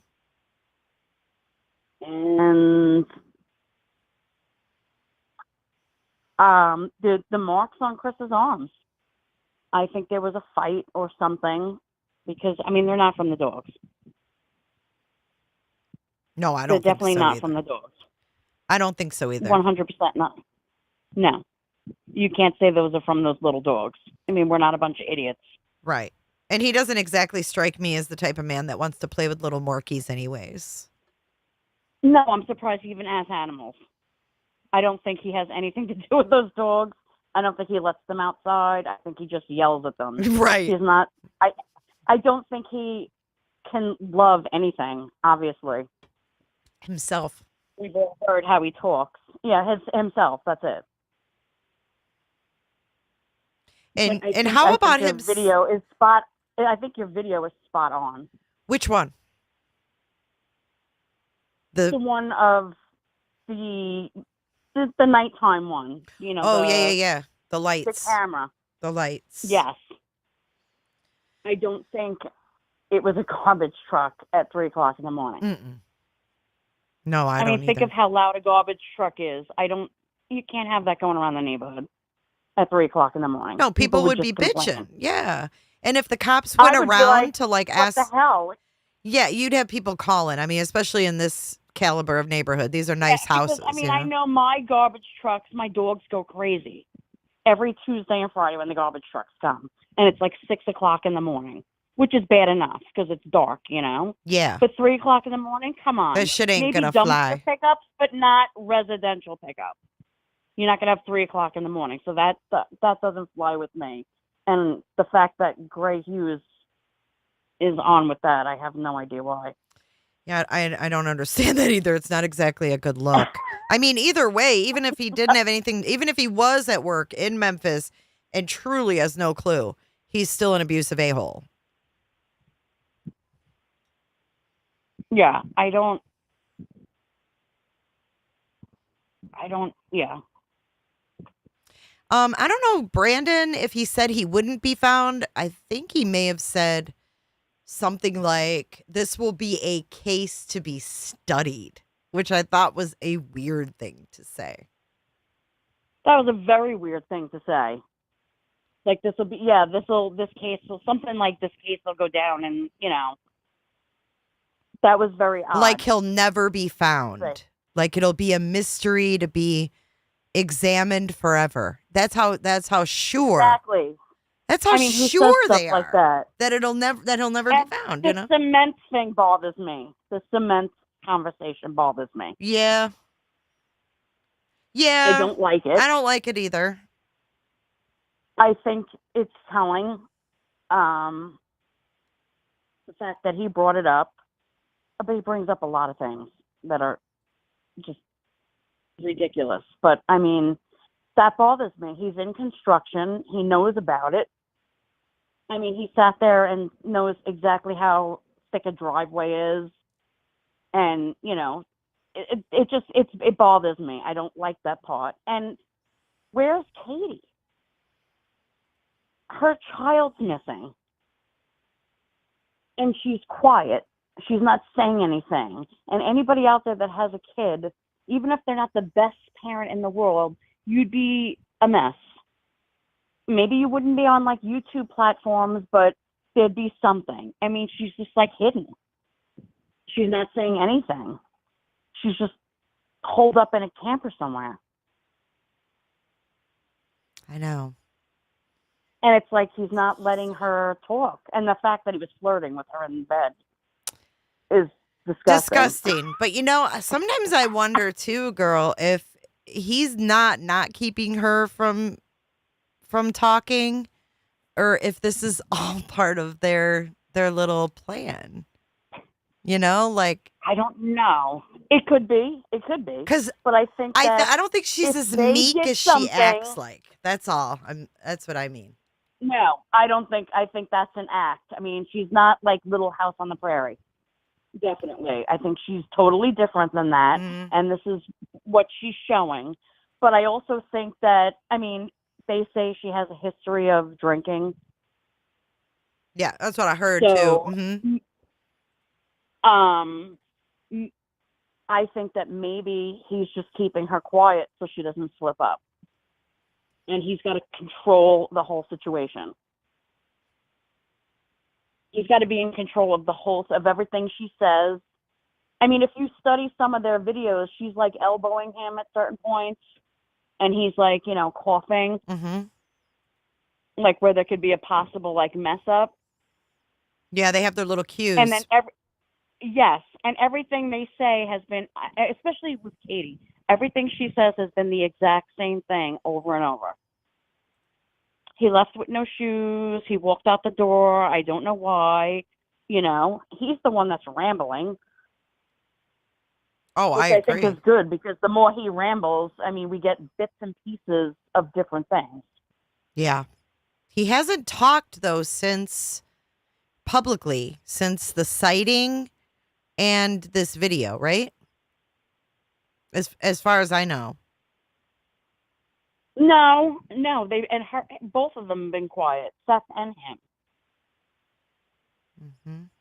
They've both been quiet. They went from working know. together and then it didn't look like they were working together to silence. Well, no, they had the thing at the vigil where you saw to me, it looked like he was being nasty. I know there was a couple of people that were there that said there was some sort of a confrontation, that there was yelling, but, you know, nobody heard what it was about. And then Seth made the announcement, we're working together. And then every day Seth was on a platform and he was saying, they're not getting back to me. They're not answering my calls. You know, they're not answering my emails. And then next thing you know, Chris goes on a platform and he blows up about Seth. So now, you know, they're not working together, because that was blown right out of the water, because Seth got on the panel and they were arguing. So now you know they're not working together. And then this picture appears, which does look like him. It does. Mm-hmm. If it's like AI generated, it could be a picture of him. It could be. And if that's the case, the person that did it should be locked away, because it's just wrong. It's a horrible thing to do. And if it's real, I can't explain it. I really can't. If that's truly him, it makes no sense. No. To just be at what is it, like a park or something? Yeah. Yeah, it's a There park. with some people, and I mean, if he was, say he did walk off his front porch and he walked down the road and somebody took him, I mean, it's been 2 months. He's one state away and he's at a park. Right. And people think that that's Katie's family that he's with, and like they're just going to be out in public with him if they're keeping him under. If it is Katie's family with him, truly, they're in so much trouble. It's not funny. Everybody's going to jail. Everybody's going to jail, and the poor kid's not going to have any parents because they hid that. You know what I'm saying? Mm-hmm. I mean, he'll have Seth, but that's just They said he left. So many people were searching. I mean, so much time with law enforcement. I mean, they're in deep crap if that's Katie's family, which I highly doubt, out in public, like it's nothing, like they're at McDonald's. Yeah, I know. It's weird. It's really weird. So I'm doubting the picture, and I don't want to, and I feel bad for Seth. But if you really focus in on his feet, in the picture of Sebastian, his feet look bigger. They said he wore a size 10. The feet in the photograph look smaller to me. I mean, that's just my opinion. Yeah. I mean, it really does look like him, but I'm just focused on the feet. And I'm not even saying like it's AI generated. It could just be someone that looks just like him. Mm-hmm. I think it's kind of weird though that he has the same like cowlick on his forehead, like the hair. I know. And the eyebrow and stuff. It's almost. I was like, oh my God. Yeah. But I mean, I think if it was him, somebody. I'm not saying that there would be a large law enforcement presence in North Carolina, and people would see it. You know what I mean? And they'd be searching. Mm-hmm. Because if they looked at that picture and said it's not fake, they're going to be like, who is this person? All those, you know. But then again, let's be realistic. But let's be What? realistic. Nick Barris probably, or a reporter, would have went to that park and reported on a possible sighting. It wouldn't just be silent from the news, too, I don't think. No. I think if it was real, every news person would be at that park saying this is where Sebastian was last seen. Right, even if it wasn't confirmed. Is currently looking at him, looking for him. Mm-hmm. It would be big. I think It so would be too. big. And they'd want people out looking because they spotted him and they're like, here's where he was. Let's look for him. And furthermore, if you turn something in that you think is that kid, why would you put it on Facebook for the whole public? So that the people that have him know that you have that picture? Why would you do that? Yeah, because they'd be like, oh, crap. Right, they We've saw seen on us. Facebook. We got to get the hell out of here. Yeah, you wouldn't do that on Facebook, but it goes in a group and then everybody just clings onto it, you know? I think that the UPS man is here. I think he has my silver play button from YouTube. I hear your dog's going crazy. Yeah. Well, you know, it's not the garbage man. It's definitely not the trash truck. I'm thinking that that YouTube is at my door. I get to unbox it with you guys. Oh, that's cool. Yeah. All right, I'm going to go grab that package. But thank you for calling in. I appreciate you. Yeah, it was nice talking Yeah, to you. you too. You too, hon. All All right. Bye-bye. Bye, hon. Guys, I think that it has arrived. I think the silver play button is here. I just heard the UPS truck start up. It's here. It's here. These nuts. Hold on a second.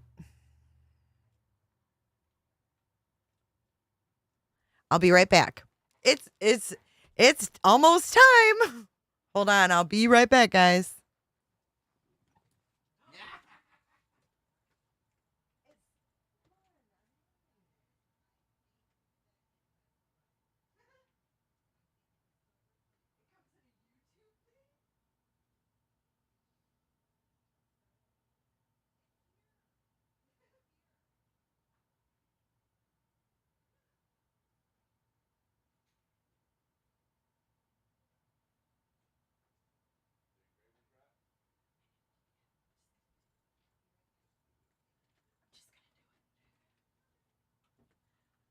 Okay, guys. The play button has arrived. The play button has arrived. Okay, hold on. We're going to take a brief recess from our regularly scheduled program to open my special gift. Wait, I'm going to make it bigger so you guys can see it. Okay. This is how it arrived. Okay. Comes in a YouTube box. I've never gotten a play button before. This is so crazy. Okay. Ooh.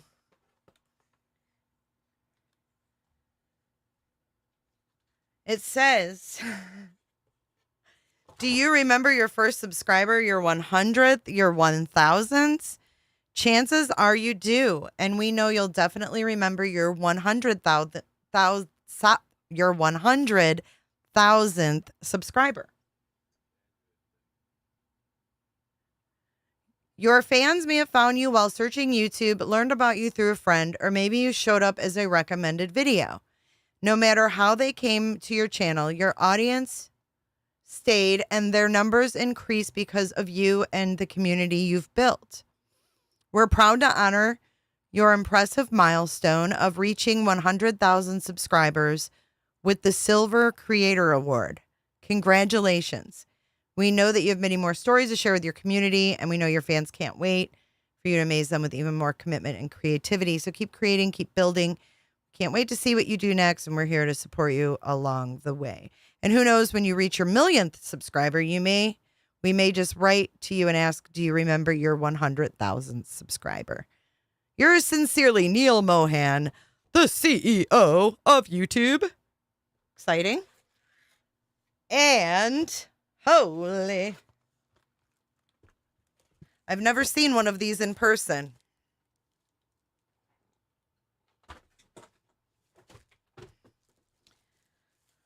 Da, da, da, da. Here it is, guys. 100,000 subscribers. Look, it says Jace for Justice Podcast. Can you see that pretty little thing? Oh my God. Thank you so much, you guys. This is just as much your play button as it is mine. Pretty cool, huh?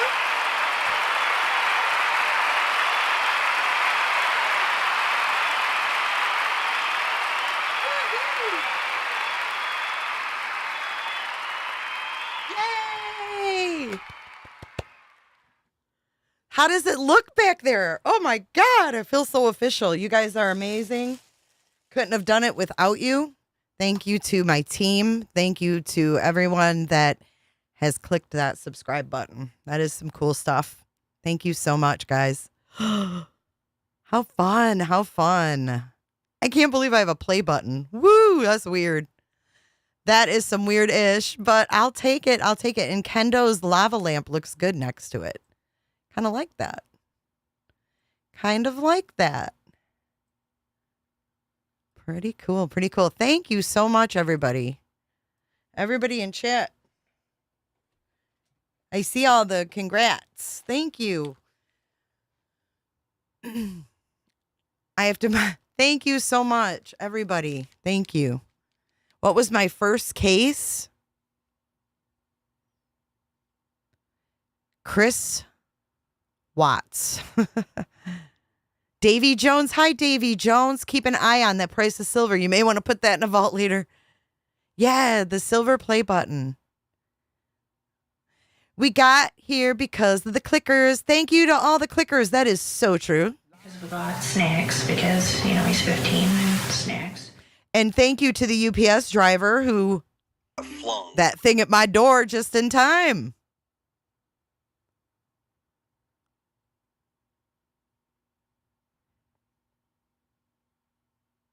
The play button you get when you exceed 100,000 subscribers. Could the shadow on the left possibly be giving? Oh, CPR, you mean, Lisa? KD, I love you. Thank you, Anne. Anne Chenoweth, thank you. You started YouTube with me, Michelle. That's awesome. We're going to do a Q&A. We're going to do a celebration still. But gosh, thank you for letting me open that and taking a break from the live to share that with you guys. Thank you, tit for tat. Tit for tat. I'm not going to go tit for tat. Let me make that crystal clear. Bushi, thank you. And I said it right this time. Thank you so much, hun. That's so generous of you.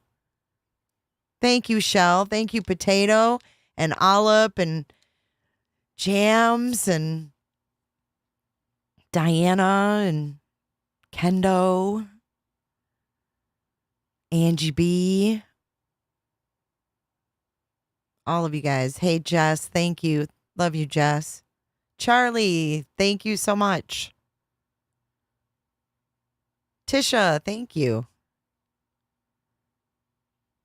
Yay. So we are official, guys. We are official. You know how many people tried to get my channel taken down? Actually, someone today emailed me again. Let me see if I have another email from him. So after I released this video, I started getting these nasty emails. Let me read a couple of them to you. And this person calls themselves Seth, but it's not Rogers. It's a different name.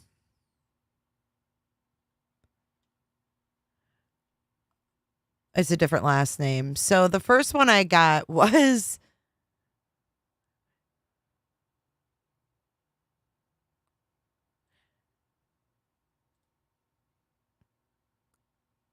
today I got this one. It says, so that video you showed about the light is completely faked. There are no camera where it's showing from, and your channel is a shit show, and you're causing drama and not giving true facts. You're only one-sided. You need to have a think about yourself and stop acting like you know everything. You don't. I've reported you to TBI for putting out false information and spreading lies. Hope you get shut down. That was the first one. And then I asked him why he was so angry. And he didn't write back. But the first one, he said that I need to leave Chris alone. Where'd it go?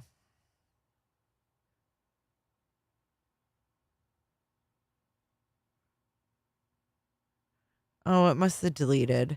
But he told me to leave Chris alone. Chris didn't do anything wrong. And I need to leave Chris alone. So who else is going to write me on behalf of Chris? Besides Chris. Or his new friend. Yeah, it was wild. I was like, he's like, leave Chris alone. You need to leave him alone. I was like, what? Did you used to upload trials like the Aaron Hernandez? I feel like I watched it back. No, I wasn't on here until 2018. They turned me into TBI. Like, don't bother TBI with that. Come on. For real says, it's just Chris being Chris. Flung. Accusations were flung.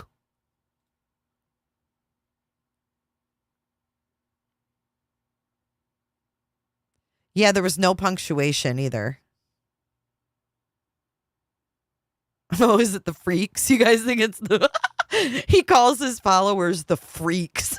I wouldn't use that term after what he did and said about Chris Proudfoot and the abuse and his past with his mother and shit. and his followers, he calls them freaks. You're what the French call les incompetents. That's fucked up. I would want to be one of Gray's freaks. BD, I know, Ben, I'm not allowed an opinion. I start speculating and YouTube loses its shit.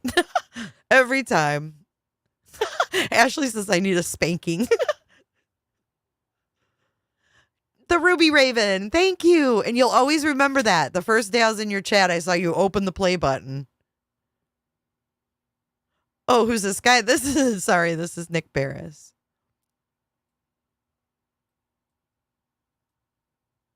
I want to make this crystal clear. Why do people get so mad when it's our right to speculate and discuss? I don't know. You know why? Because they hate us. Because they ain't us. That's why it's got to be. I don't care what other people do in their chats, what they speculate about. Like, if he would have never brought my name into it, I would have never known that he was even talking about me. Because I don't care. I don't watch it because I don't like it. But when I'm pervy to it, then I take notice, right? I told him to go to bed, and he did. 727-755-6001. Give me a call. The phone line's open. When you smell shit, you know you're on the path to truth. Do you guys believe this friggin' mouse story? The next thing we know, it's going to be a damn gerbil story. Like, what's going on with that? And I hope that, you know what? I hope police check this room. up in the very top because I don't like that little door right there. What is that little door up in their loft area anyways? 727-755-6001. Give me a call.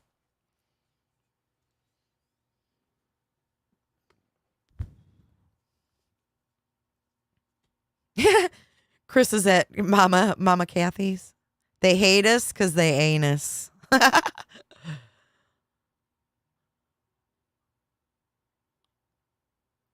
Someone told Gray to change his own diaper and stop whining today. Oh my God. Thank you, Charlie. I didn't give up because I had a lot of support and some very special people that didn't let me give up too. Yeah, apparently he freaking like shit on a he shit on a mouse and then like picked it up with a stick and smelled it. I don't know. How could you even? You'd have to be insane to make that up. Call from. Hey, how you doing? You're live. Hi, Jay. Yes, this is Lainey from Florida. How are you? Hey, Lainey. I love your name. Oh, thank you so much. I was trying to turn you down in the background, and I guess because it's live, it's not letting me pause, dear. So Yeah, you're okay. Can you hear me all right? Yeah, I don't have an echo or anything. Okay. You're good. Oh, wonderful. Okay. Well, Jay, first of all, I want to start off with congratulations on your award. I just found your channel 2 weeks ago, and it was so nice to see your excitement, and that's a great achievement. So I just wanted to start off with that. Thank you. And you're very welcome. I know you've worked hard for that. And I just came across your channel about 2 weeks ago, and I'm pretty sure you're going to remember the caller that you had on. Do you remember Robin? Mm-hmm. You had her. Okay. Okay. Well, it was so good because when I heard y'all, I thought, finally, I have found some voices of reason. Okay. Because I've followed some other channels, and there's one that I really like, but I've only called in 3 times to a talk show before or a YouTube channel. Mm-hmm. And I mean, you're my third call in a week and a half, but this case has been driving me crazy. And so what I wanted to say, though, is what I loved about how y'all were talking, and it was so funny. I knew she was from New York. I'm thinking that. I know she lives in Memphis, but that she was Italian because I really thought she was my neighbor down the street. Oh, I saw you say that in chat, that she sounded like your neighbor. No, Didn't no, you? no, I'm not in your Oh, somebody. No, that's not me. Oh, somebody said that she sounded like someone she knew. No, well, yes, but I mean, because I really did. When she said she was almost 60, I thought, no, my neighbor's older than that, but she could pass for 60 because she looks good. But when she said something about gaudy, I'm not getting off the track here. I'm just going to finish it up because it was really, really funny, and I followed her the next day. But when she said something about John Gotti and the New York thing, it was funny because my neighbor knew Sammy the Bull back in Bentonhurst. And when she was like real young and used to Tin Bar, it was just so funny. So anyhow, but moving on to that, that's not why I called, Jay. I wanted to talk about the Sebastian photo. Mm-hmm. Okay. And I have some theories on this. In fact, I have a lot of theories, but I'm going to be very respectful of your time and your other callers. Yeah, you're fine. Okay. I actually do think that it's real. And I want to talk about 2 things, okay? I want to talk about the PI and I want to talk about the photo because these are interlinked and linked, and I have a ton. I mean, I literally have a notepad that I've been following this stuff. Gotcha. And I've been following the play. But what I would like to start out is I want to be like, I know this is a public opinion, poll, and it's kind of like a jury of public opinion. You're tried by public opinion, right? But if you really think about it, like when you go into a jury, and I actually have never been on jury duty, but I follow a lot of court cases. And you can't just dislike someone because of a bad personality. Now, I'm going to be so objective, I'm going to say, I'm not even going to call Chris an a-hole, and I'm not going to use profanity on your show. I may slip before this is over, but I'm going to try real hard not to. I'm not even going to say it, but let's just use his words, and we know his actions, and I mean it's all out there. Okay, but if you've got him, And then I'm not. Katie has never looked to me like a grieving mother from the beginning. And then you've got Seth, who is a totally different entity of personalities. That I've got a list of stuff that clouds my suspicion with him too. But I'm not going to go on personal stuff. I'm just going to go on facts. Now, everyone has a feeling. My personal feeling about this, I don't think the child's dead. And I've never thought he was dead from the beginning. I have always thought that it was a ruse. I believe that this is planned. And the reason the photo, I wholeheartedly believe that photo is real. I've listened to a lot of different things. I was up till like 5 o'clock last night, just deep diving in this. Mm-hmm. And a lot of, and if you want to pull up, my television's off, but I can rewind it. There was a man, in fact, on T-Web last night, was a lady that called in and gave this. And it was called, Oh, What I Saw Today. Because I know earlier in this podcast you said, and we don't even know where this picture was taken. So have you seen that? Because he I saw it, yeah. I saw it on you. T-Rev. I was watching him last night. Mm-hmm. Oh, cool. Okay. So, but here's my thing on this whole photo thing, though, because my theory of being that he was never really dead, because Katie never had grief and she moved on too quickly. And I know there's cold-hearted mothers out there. I understand that. But it's a difference, and there's something about it. So, and I don't know how, and listen, I do agree with you about the Grays guy, since you've already thrown his name out there, and apparently he's under the bus. That guy sucks. I tried to watch him one time about the Delphi thing, and I'm like, this guy sucks so bad. He was a complete jerk, because I try to be an objective person, and I try to look at everything, because if we had a jury, you wouldn't want someone coming in and just judging you, right? You've got to look at the facts. You have to look at actions. And he was like, oh, no, here's the map. And it was, oh, God, Dolly Vision was hysterical last night or the other night. I don't want to get into that. But anyhow, about draw me a map. If you ever need a map, call Gray. But he would have his little map out, and he was just berating these people that he was right. And I thought, I can't even listen to this. So off he goes. But anyhow, so back to the Sebastian thing, is that, so I get the cold-hearted mother stuff and all, but it was a difference. So if we had a jury, and we would not want people to judge us on personalities. I think it's been too convenient for them to blame Chris. And the reason why is if, with that video that you put out about the lights, if the cops, because you don't know when they time, okay, it's 3:10 timestamp, but we don't really know if they adjusted that time or not. Was it really at midnight? Or because if he's really accounted for at 5:15, so we're just going to go on the facts that we know. If he can really be accounted for at 5:15 in the morning, and that timestamp is right, because they may have given the wrong timestamp to let alibis build around a certain time frame, so that they can bust them, right? Right. So if they slid it back and that really happened at midnight, then of course he had time. But let's just go on the theory of what we have now at 3:10. He couldn't have made it there in that time, 3 hours and 35 seconds from door to door, right? Right. So, but everybody's looking at him because of his actions. And I've known too many people like that. I used to work in corporate, and I dealt with high government and corporate level accounts. I've known plenty of people like that. And he doesn't really faze me. I don't like the abuse part. I get all of that. I'm not pro anybody. I want you to know this right now. I'm not pro anybody. I look at all three of these people, and that's what I love that you said the other day. You're like, we don't know who the hell these people are. Oh, see, I just slipped. But okay, it's like I care about the kid, right? Right, that's exactly. really the objective.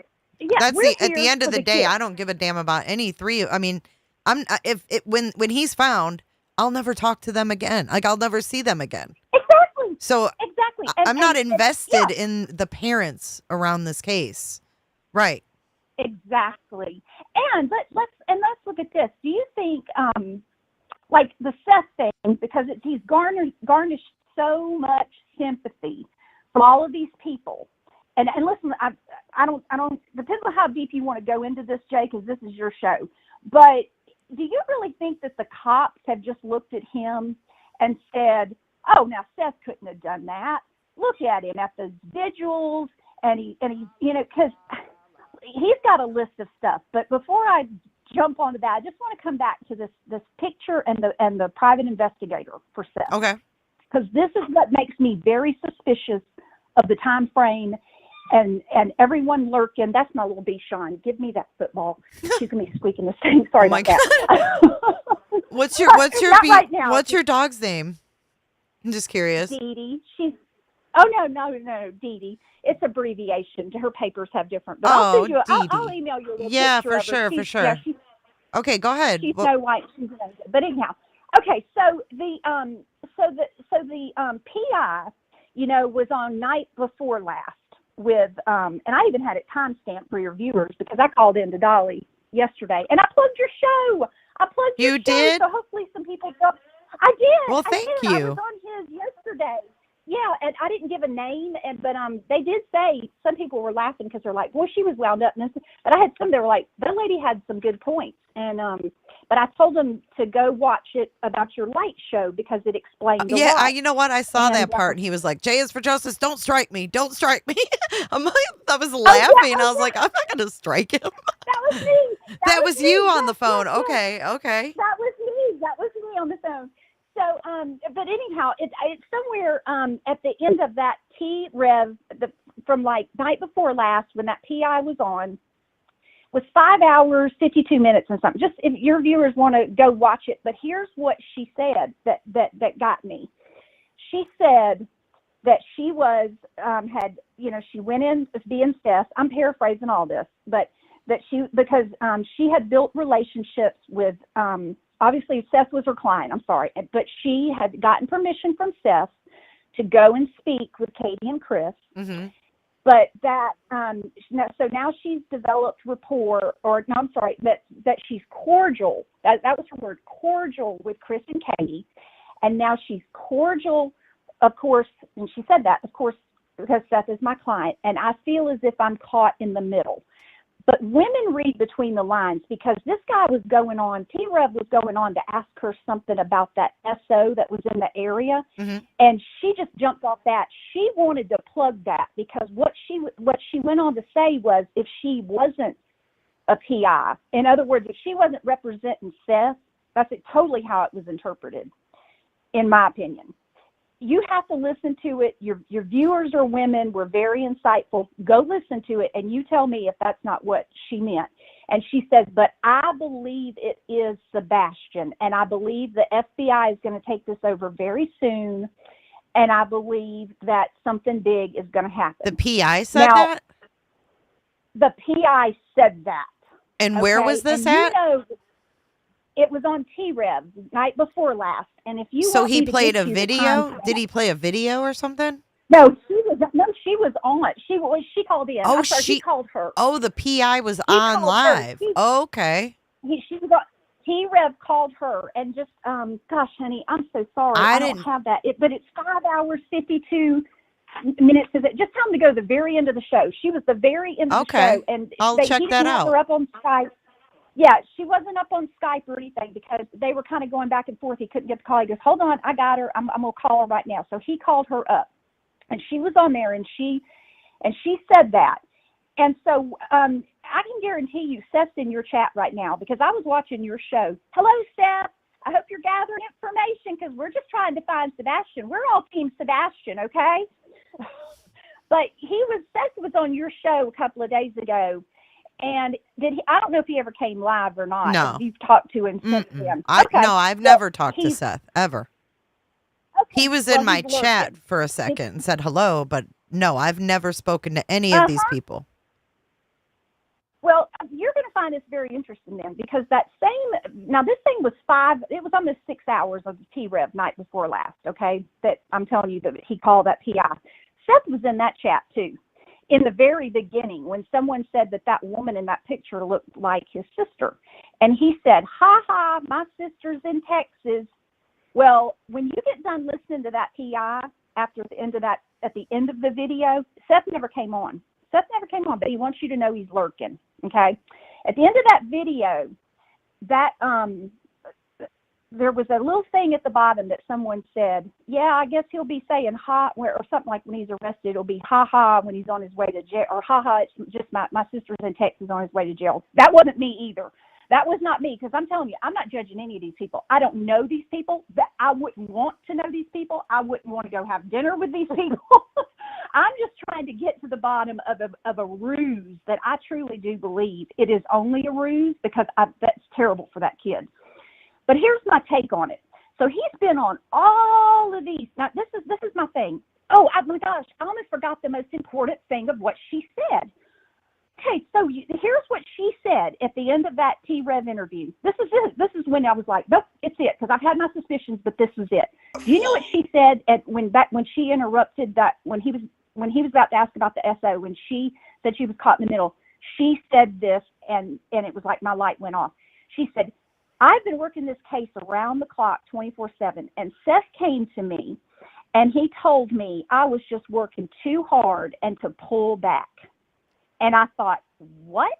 She and said that? Remember, she said that. So that's what I'm saying. Get your girls, get your moderators right now. Go watch the T-Rev show from night before last. And if I had an assistant right now, my husband that can't read all this chicken scratch, I'd get those time spots. But I gave It's him okay. We'll check it out and see what it's about. Yeah. Okay. I mean, I definitely don't get to watch everything that's out there. You know what I mean? Oh, so you can't and do what, yeah. I love when you guys send me emails, and say, hey, check this out. Because I read them, and I may not always reply to all of them, but I do check out the links that you guys send me. Yeah. Oh, yeah. And I love your educational stuff. But back to this real quick. Mm-hmm. I wanted to say, when I heard her say that, and this is what I said on Dolly yesterday, I said, now you just wait a minute. You think about this. Now here's this man, because this woman had been on there 2 weeks, right, working. Here's this man who has been looking for his child, has not seen his child since February 25th.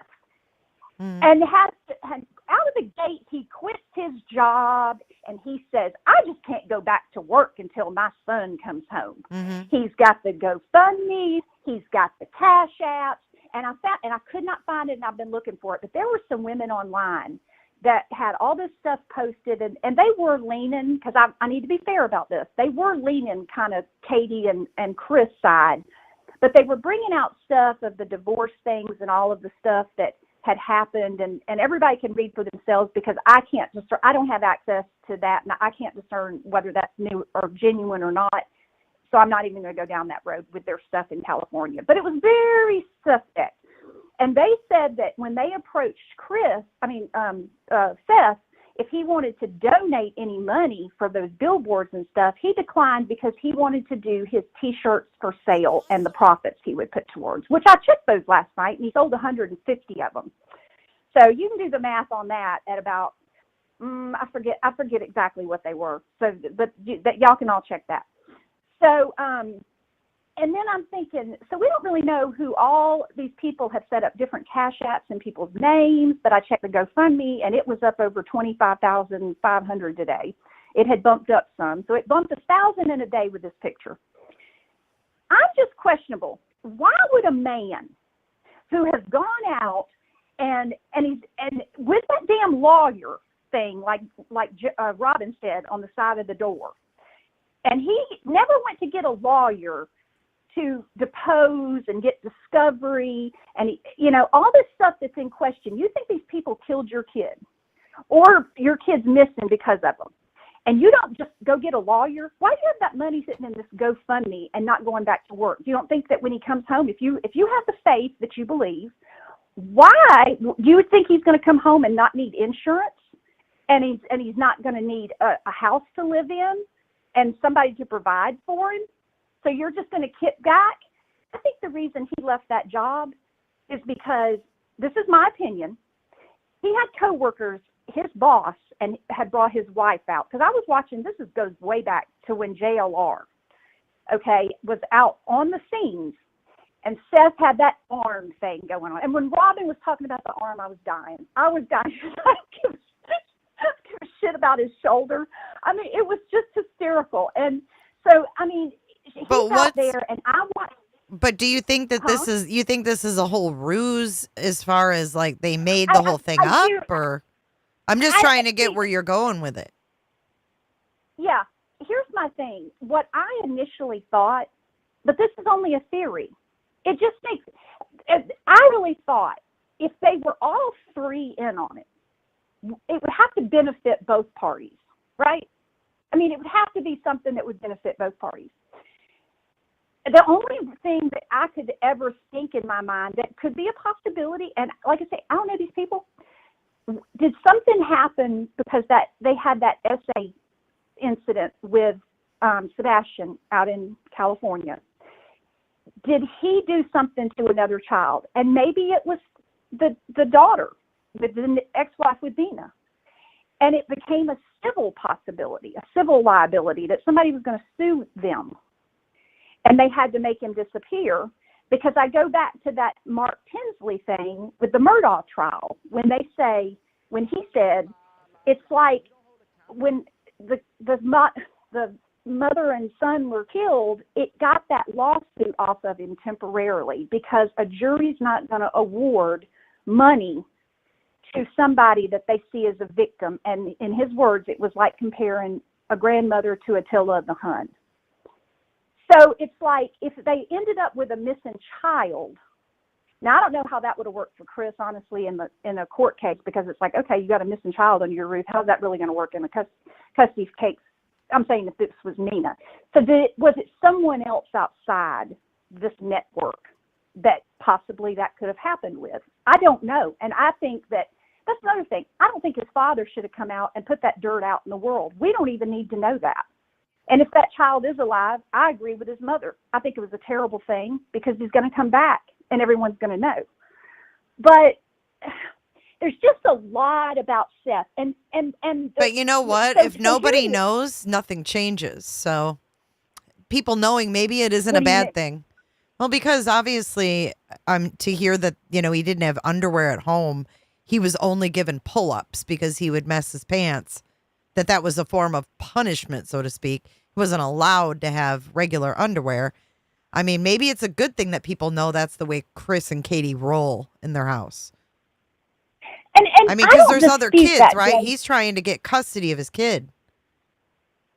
Oh, I see. Yes, and I see where you're going on that. But here's the thing: how do we know any of this is fact?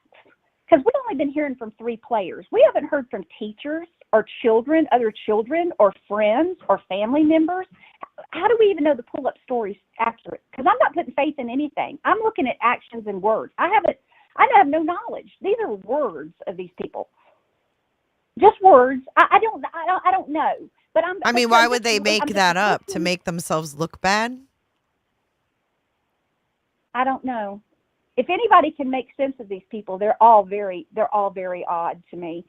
But I'm just going to go in closing, and I'm going to get off the phone. But I want to say this. You tell me, and here's the answer. A guy who has been looking for his child for 2 months and has hired these PIs, and he gets the first sighting since February 25th, and he couldn't even come out and confirm that it was his child, and he didn't come out and talk. He just confirmed it in that T-Rev thing. I think it was last night. Okay, that he would tell his private eye, you've just been working too hard. You just need to get some rest, and want to pull her off the case. But before he said that it wasn't actually. I don't think he did. I'm confused on that. The PI came out and said for sure last night. But do you ever think that maybe the things that are said by the PI and Seth, knowing that Chris listens to everybody? See, I think there could be more to it as well. Yeah. That, they're not going to show Chris their cards, so to speak, especially when he's refusing to let this search team on his property. He's ignoring them. He agreed to speak with them. I actually messaged on Facebook with one of the dog handlers that sent over their credentials, sent everything he asked for, and he read it and he never replied. There's no sense of urgency from these two. None. Well, I don't know. It's a puzzle. I've probably just gone on too long with it. I probably don't need to say anymore. And I do love your show. Thank you. Well, thank you for listening, and thanks for calling in. I appreciate you, and I appreciate your thoughts. You too. Have a good evening. You too, hon. Bye-bye. All right, bye-bye. All right, the phone line is back open. Thank you so much, caller. We open to all theories and all thoughts here. We just ask that you be respectful. We understand that you may not believe any of the people involved in this case, and you don't have to. It's not a prerequisite that you believe anyone, right? When it comes to a missing child, the case is about the missing child. So if you don't believe anybody that's spoken up in this case, that's okay. You don't have to. You don't have to. But the phone lines are back open. Hello, Ryan. Welcome. Hey, true crime knitter and eyes of brown.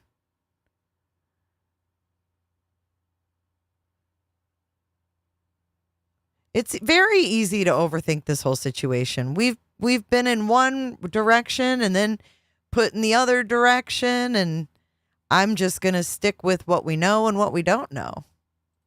You know, we don't know a whole lot. We can't confirm a whole lot. Let's see what this caller's got on their mind. Call from. You are live. Hi, this is Misty. I'm from North Carolina. Hi, Misty. And how are you? I'm good. How are you? I'm good. So I have a theory. My theory is I believe that, so to start with, I believe that Katie is the one who is 100% responsible for whatever has happened to Sebastian. I believe that the 3-hour phone call or 3.5-hour phone call was not, I think a lot of people have tried to put it together like if Chris drove all the way to Katie or if Katie drove all the way to Chris. I believe that they probably met in the middle. Mm-hmm. That would explain an 1.5-hour drive for her. She could get back home in a total of 3 hours. The same for him. So neither one of them would be gone for very long, and that, you know, that would be the reason for that amount of time on the phone call. So I believe that she done something to Sebastian. I believe that she passed him off to Chris. Chris put him somewhere. And I believe as far as the picture that's floating around of Sebastian last weekend in the mountains, I believe that that actually is Sebastian. But I think that it is an old picture and that potentially Chris and Katie are the ones who have put that out there to take the heat off of them right now. Mm-hmm. Mm-hmm. Very possible. It wouldn't surprise me. Nothing surprises me anymore. That's kind of where I'm at right now. Like, I do believe, I've heard on a couple of different shows, I've heard some photographers calling in and explaining that basically they just don't see how in any way possible that it's photoshopped. Well, if that's the case, I believe that it is him, but it is likely faked, an old picture. Because what I can't understand is if in fact it's not him, everybody in the world has seen that picture by now. Mm-hmm. Why isn't the lady that's in the picture or the parent of that child that's in the picture reaching out and saying, no, that's me, or no, that's my child? Well, you know what I think? I think that we get so deep into these cases that we think that everybody is immersed in the same cases we are. You're probably right. And if you think about it, that picture's floating around in groups about Sebastian. So if they're not in that group, I mean, we could have some kid and his mom or something, and they don't even know. You're right. Because Yeah, it's you're not on right. the news, Well, that's right? what The news isn't showing it and saying, hey, did you see this exactly. boy and see this lady? And I feel like they Right. would be doing that if it was legit. They would want to find if anybody saw them next or saw them That's after true. that. Like, they're not just going to be silent and go, oh, well, we're on the search. They're going to be like, no, let's plaster this picture. We need to find this lady. We need to find this boy and find out if anybody else saw them today. Right. Or if anybody else talked Yeah, that's to them what, at the and thing, it's just like supposedly, some random lady took that picture this past weekend, which may have happened, but I know that friends of hers supposedly have reached out and said, my friend is the one who took this picture. But I guess I just feel like if that picture was legitimately Sebastian and it was legitimately taken by a stranger this past weekend, why hasn't the person who took the picture reached out? Why hasn't the people that are in the picture reached out if it's not Sebastian? It's just, it doesn't make sense to me. The only thing I can fathom is it is, in fact, him. It's just an old picture. I mean, how do we know that Katie and Chris haven't been there, at some point? Because that part of North Carolina is not that far from, like, Pigeon Forge and those places there in Tennessee. Well, what I So, want to ask everybody, and Dr. Melmo just brought me back. I don't mean to cut you off, but no, you're brought me fine. back down to, common sense and reality, because we all get out there. We all do it, Yeah. But she said, why would Katie and Chris give him to someone?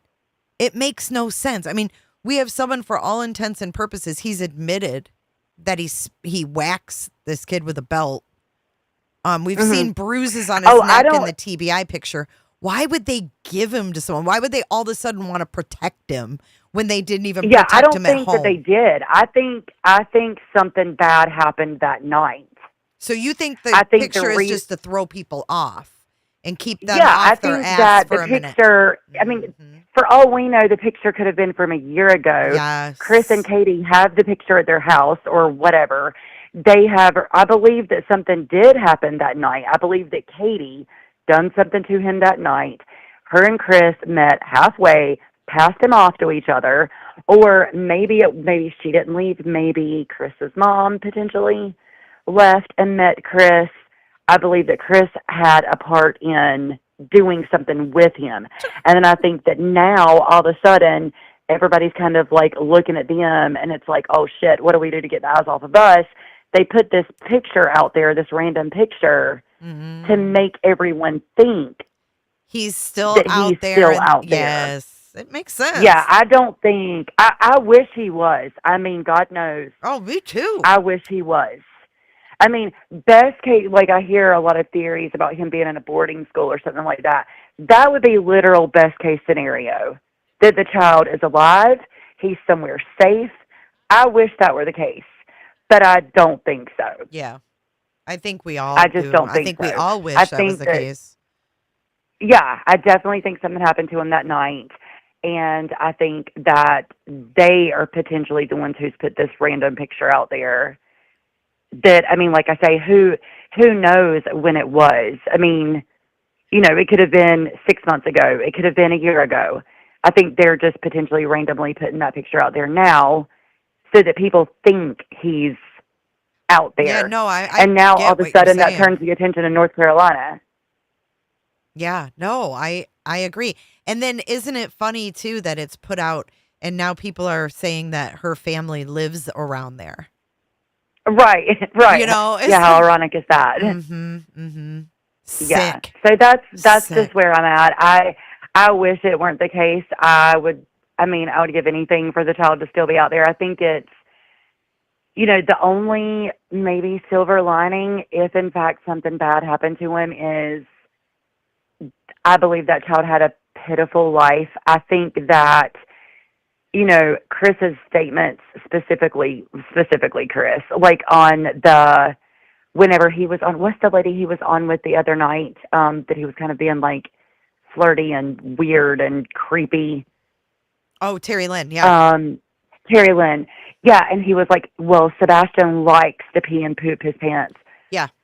First of all, a child that is 15 years old and that does pee and poop his pants, I can guarantee you they don't do it because they like to. Like, that's Absolutely a not. They horrible don't like statement. to. No.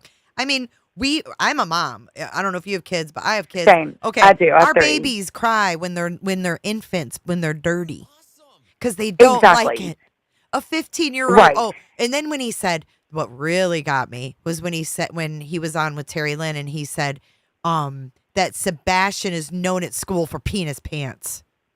Yeah, I mean, like, how what a prick. demeaning. Well, I mean, how it's like he's I was saying literally that's Sebastian's legacy to Chris Proudfoot. Like, I would give about anything to be locked in a room with the 5 women that have lowered themselves to marrying that man and ask them why.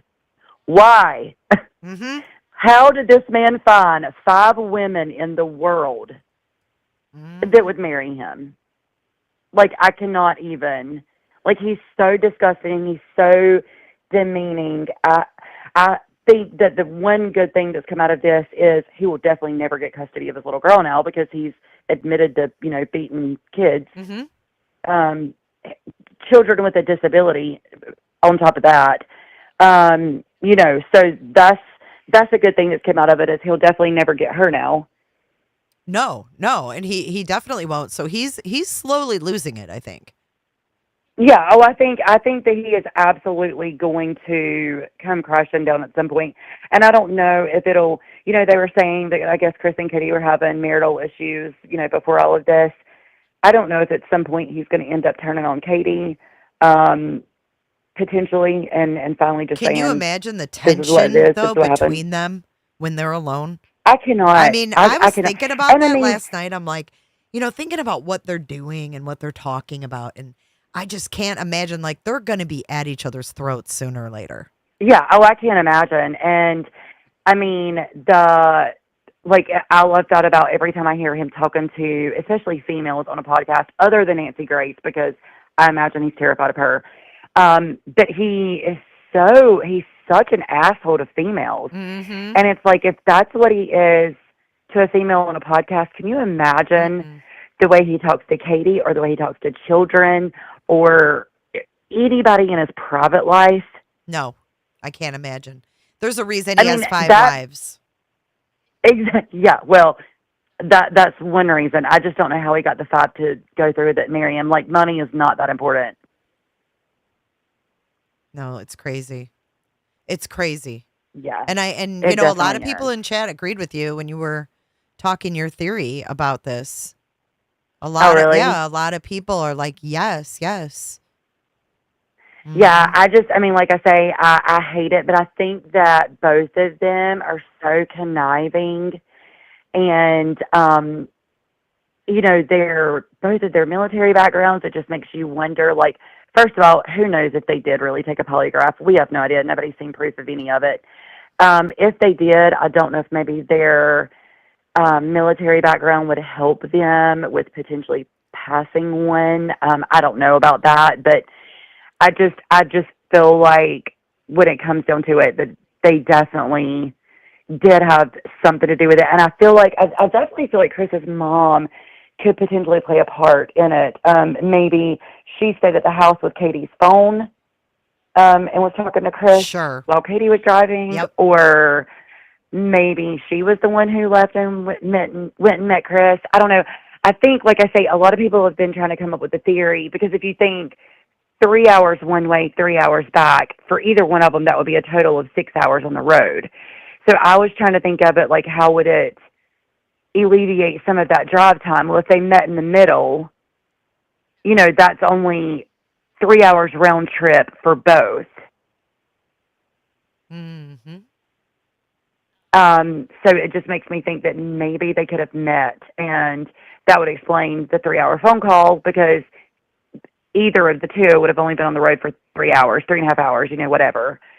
And then, yeah, I really do believe, especially with, like I say, some of the photographer experts coming on and explaining the picture and how they just truly do not believe that it could have been photoshopped. It really makes me believe that it's real, just not now.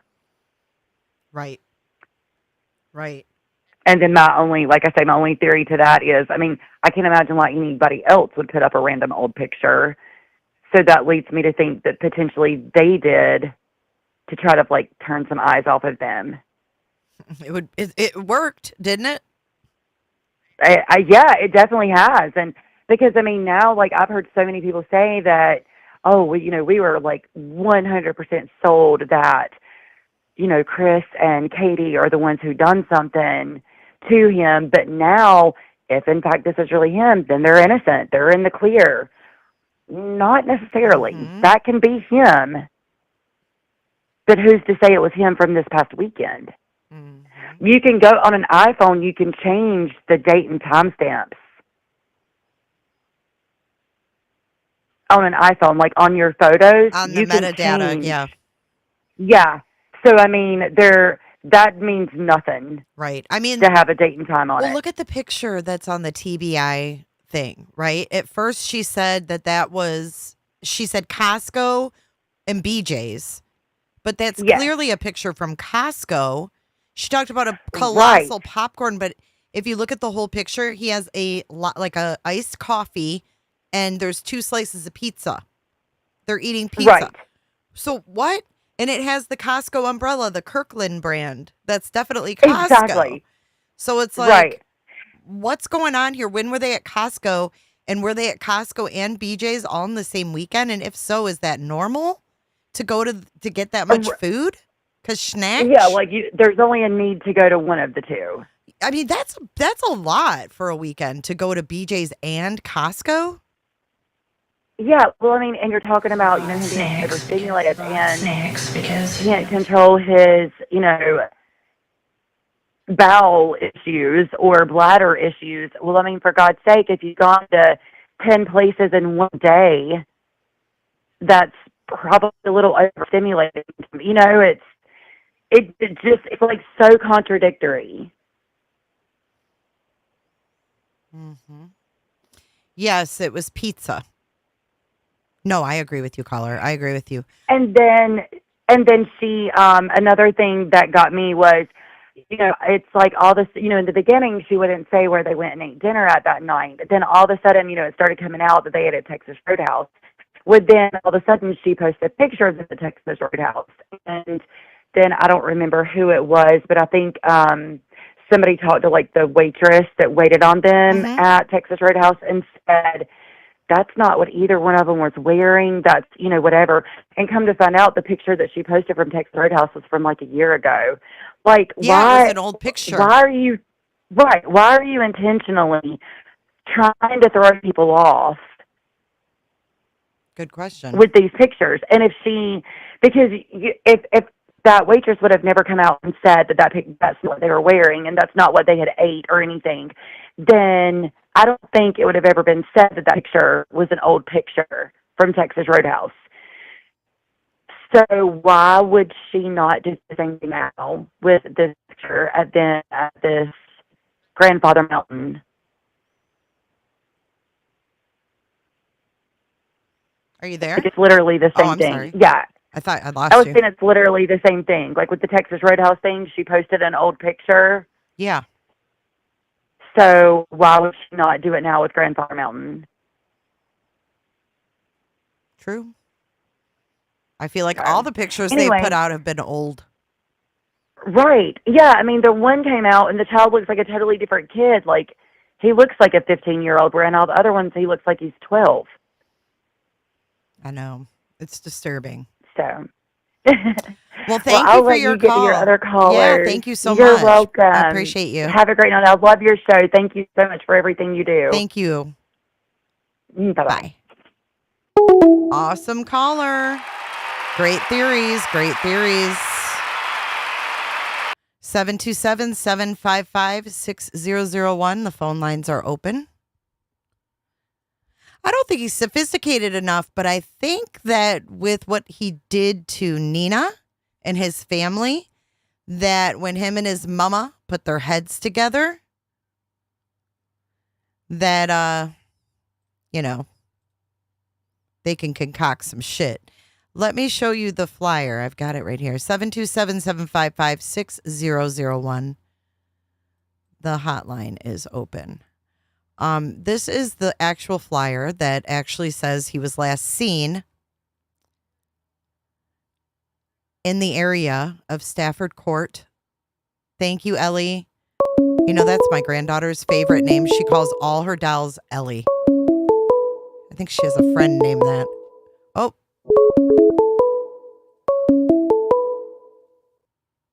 Call from. Hey, caller, you are live. Hey, how you doing? I'm good. How about yourself? Who am I talking to? Pretty good. This is Lee from Virginia. Lee from Virginia. How are you? Lee from Virginia. Good. First, I want to thank you for the show you did the other night with Charlene. That was amazing. Oh. I mean, she told his ass off. I know. She said everything that most all the women in your chat and other chats wanted to say to him. So, first off, I'm very proud of her. Mm-hmm. And I honestly believe that is Sebastian. You do? In that picture. I don't think it's an old picture either. You don't? I mean, no, I don't.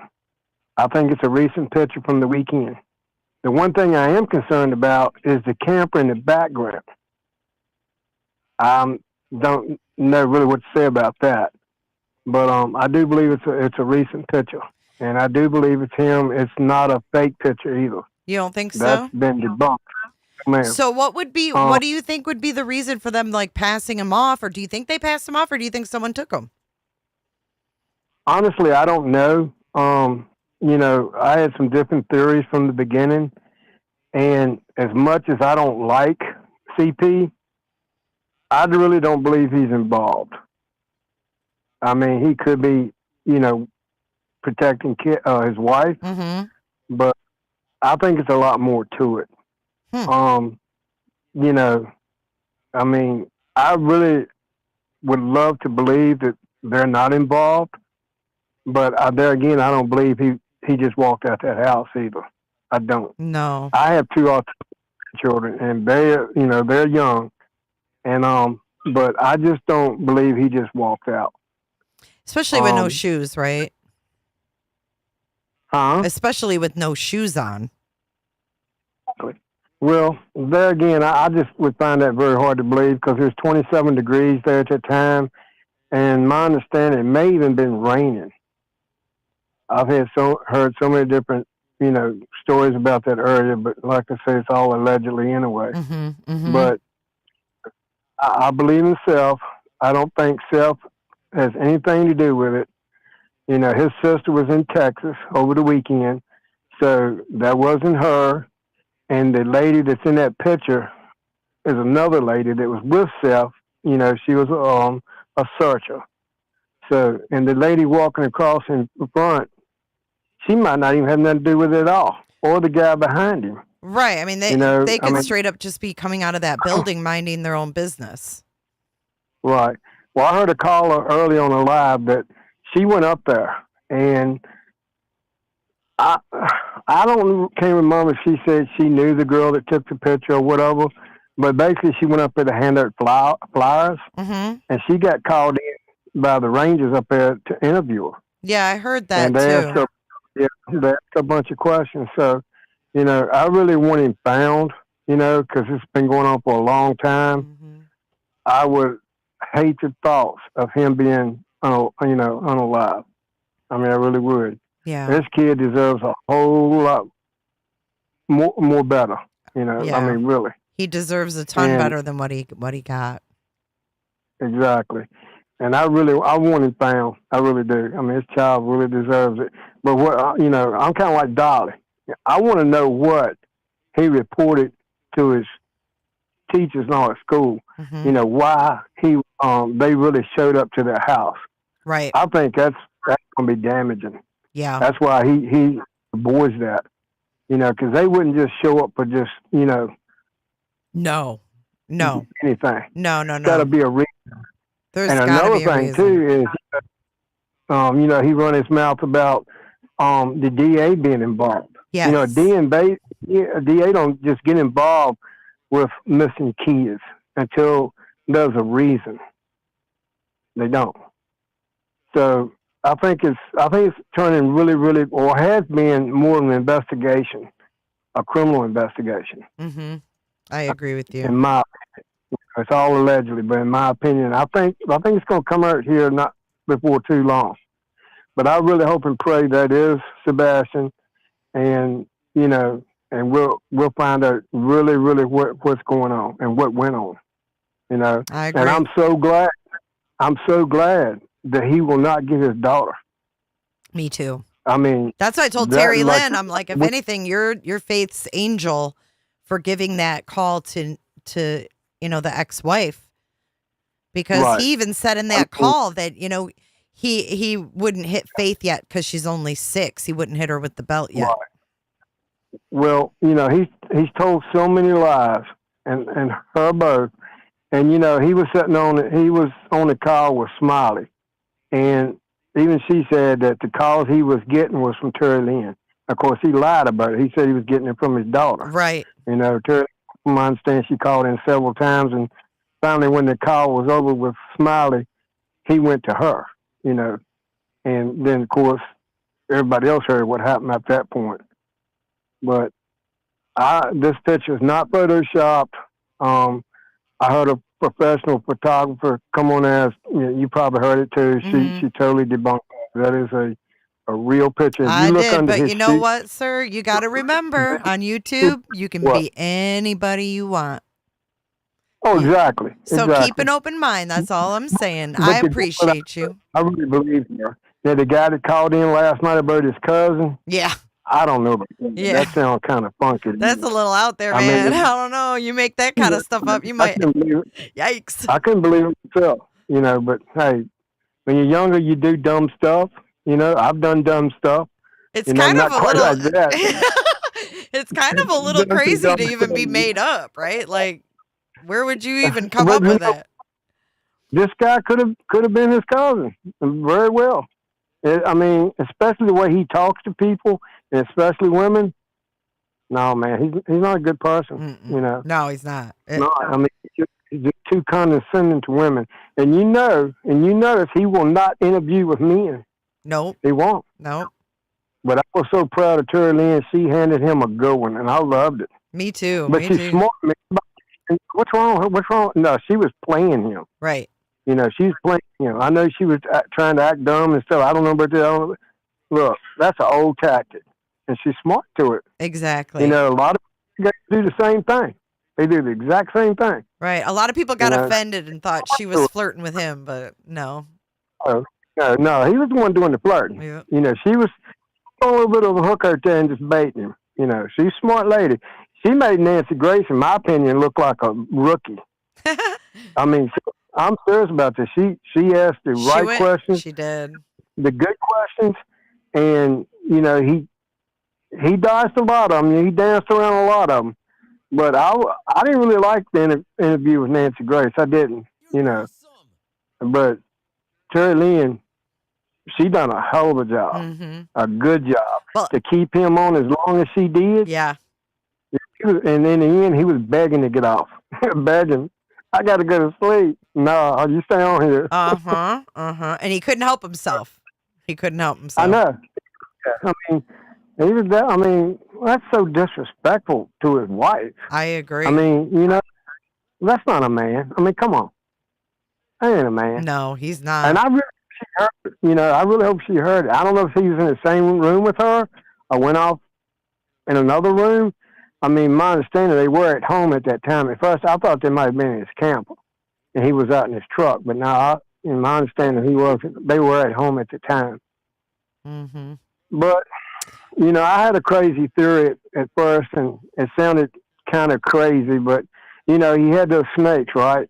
And, of course, he took them away. But then I come up with a theory because of the third. And it's going to sound kind of crazy, but I really honestly believed it at the time.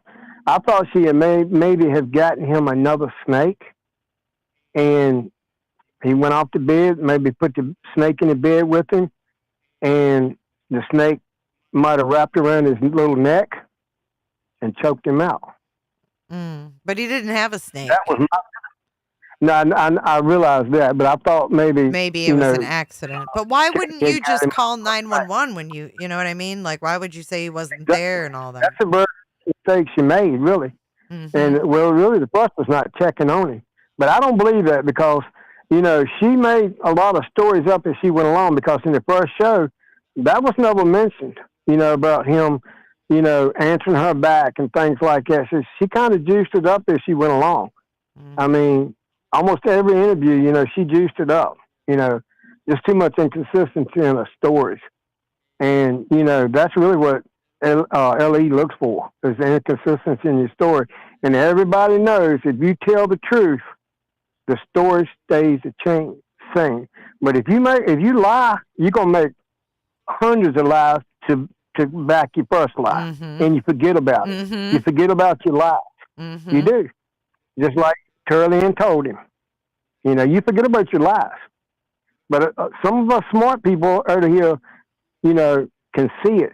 Now, what people don't realize, a lot of people realize, is that I think in the Navy, see, he's Navy trained. Him and her both are Navy trained. Right. And my understanding, he was a counselor in the Navy, meaning he took psychology. So a lot of interviewers are trying to use reverse. I don't think so. I looked him up, like a background on him. Really? He was a clerk. Uh-huh. He was a clerk. So he worked in an office. Yeah, and he helped, like, when people were transitioning back to civilian life. He handled like paperwork and shit. More like HR. I don't think he's I don't think he has a psychology degree at all. I think Really? I don't. It looked like if you had capacity, you would have to learn, because that's more or less trying to help, you know, like you say, people transferring back into. Yeah, he went to big truck driver, or he went to big. What the hell was the school called? Like, not construction, but machinery. Like, he went to a college for like learning how to work the crane and heavy machinery. Oh, wow. Mm-hmm. Right. Yeah. Well, you know, who really knows what he knows? But he's not totally stupid. He is a smart ass, but he ain't stupid. You know, and there again, he thinks he's smarter than everybody in the room. Mm-hmm. You know, that's what's going to get some him. of those older ones are a little bit smarter. You know, we've been around for, you know, as they say, wisdom comes with age. Mm-hmm. But I really want this boy found for everybody, and especially Seth. You know, Me too. I mean, me too. It's just so sad. Everything that's come out about this boy, you know, him wearing, you know, pull-ups and using the bathroom on himself. So what? I do that myself sometimes. That's no big deal. It's really nothing. But you know, in school, how kids will pick on other kids. You know, and that's the sad part. You know, bullying. Yeah. You know, and in my opinion, he's a bully. I mean, a bad bully. But I bet he don't bully men around. You know, he tries Self.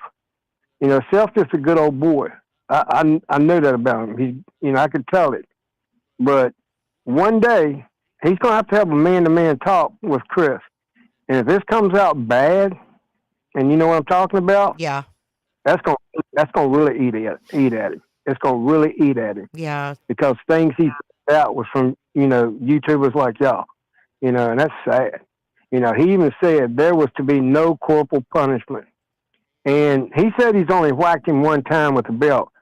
That's a lie, because on Smiley's show, he said it twice. He done it twice. Yeah, and you know what else he said? He let it out that there were 2 CPS calls, too, with Sebastian. Right, exactly. And, you know, he's told so much, and if you listen to the interviews and things he said, you know, one of the things he said was, you know, they asked him about possibly could Sebastian go over his bedroom window.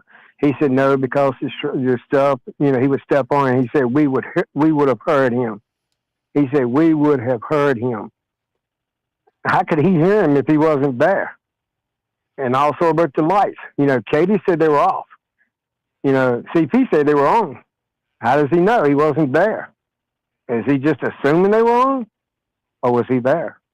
Right. You know, it's been said he, you know, in Mississippi and, you know, Memphis and all like that, but it's not but 7 hours or so between both places, going and coming, you know. Mm-hmm. But I really like to believe of them. I do.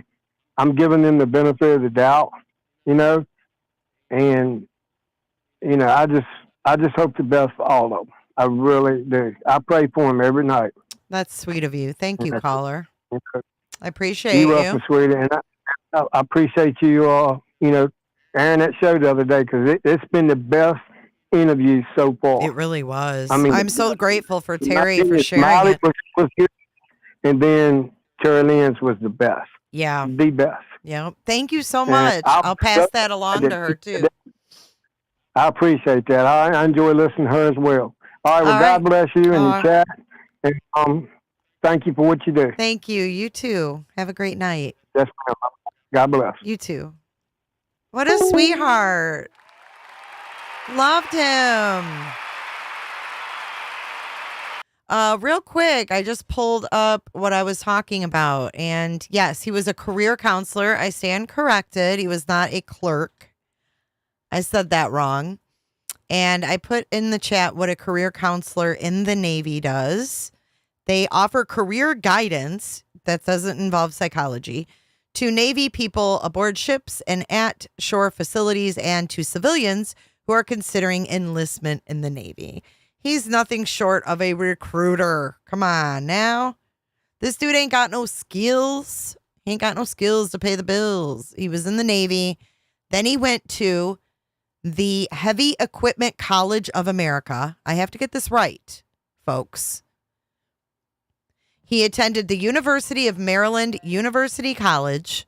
Then he went to the Heavy Equipment College of America and the Tower Crane School of Phoenix. He got his certification with the National Commission for the Certification of Crane Operators.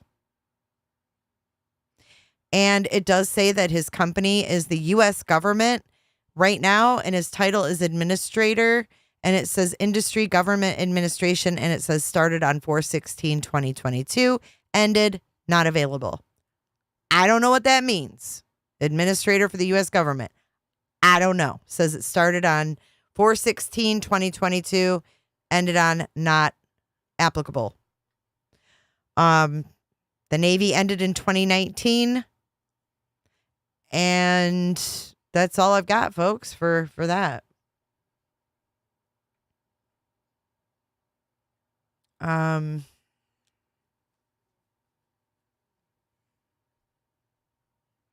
You know, remember when Nancy Grace asked him what year his truck was? Did we ever figure out why she asked that? Because he drives a Silverado, right?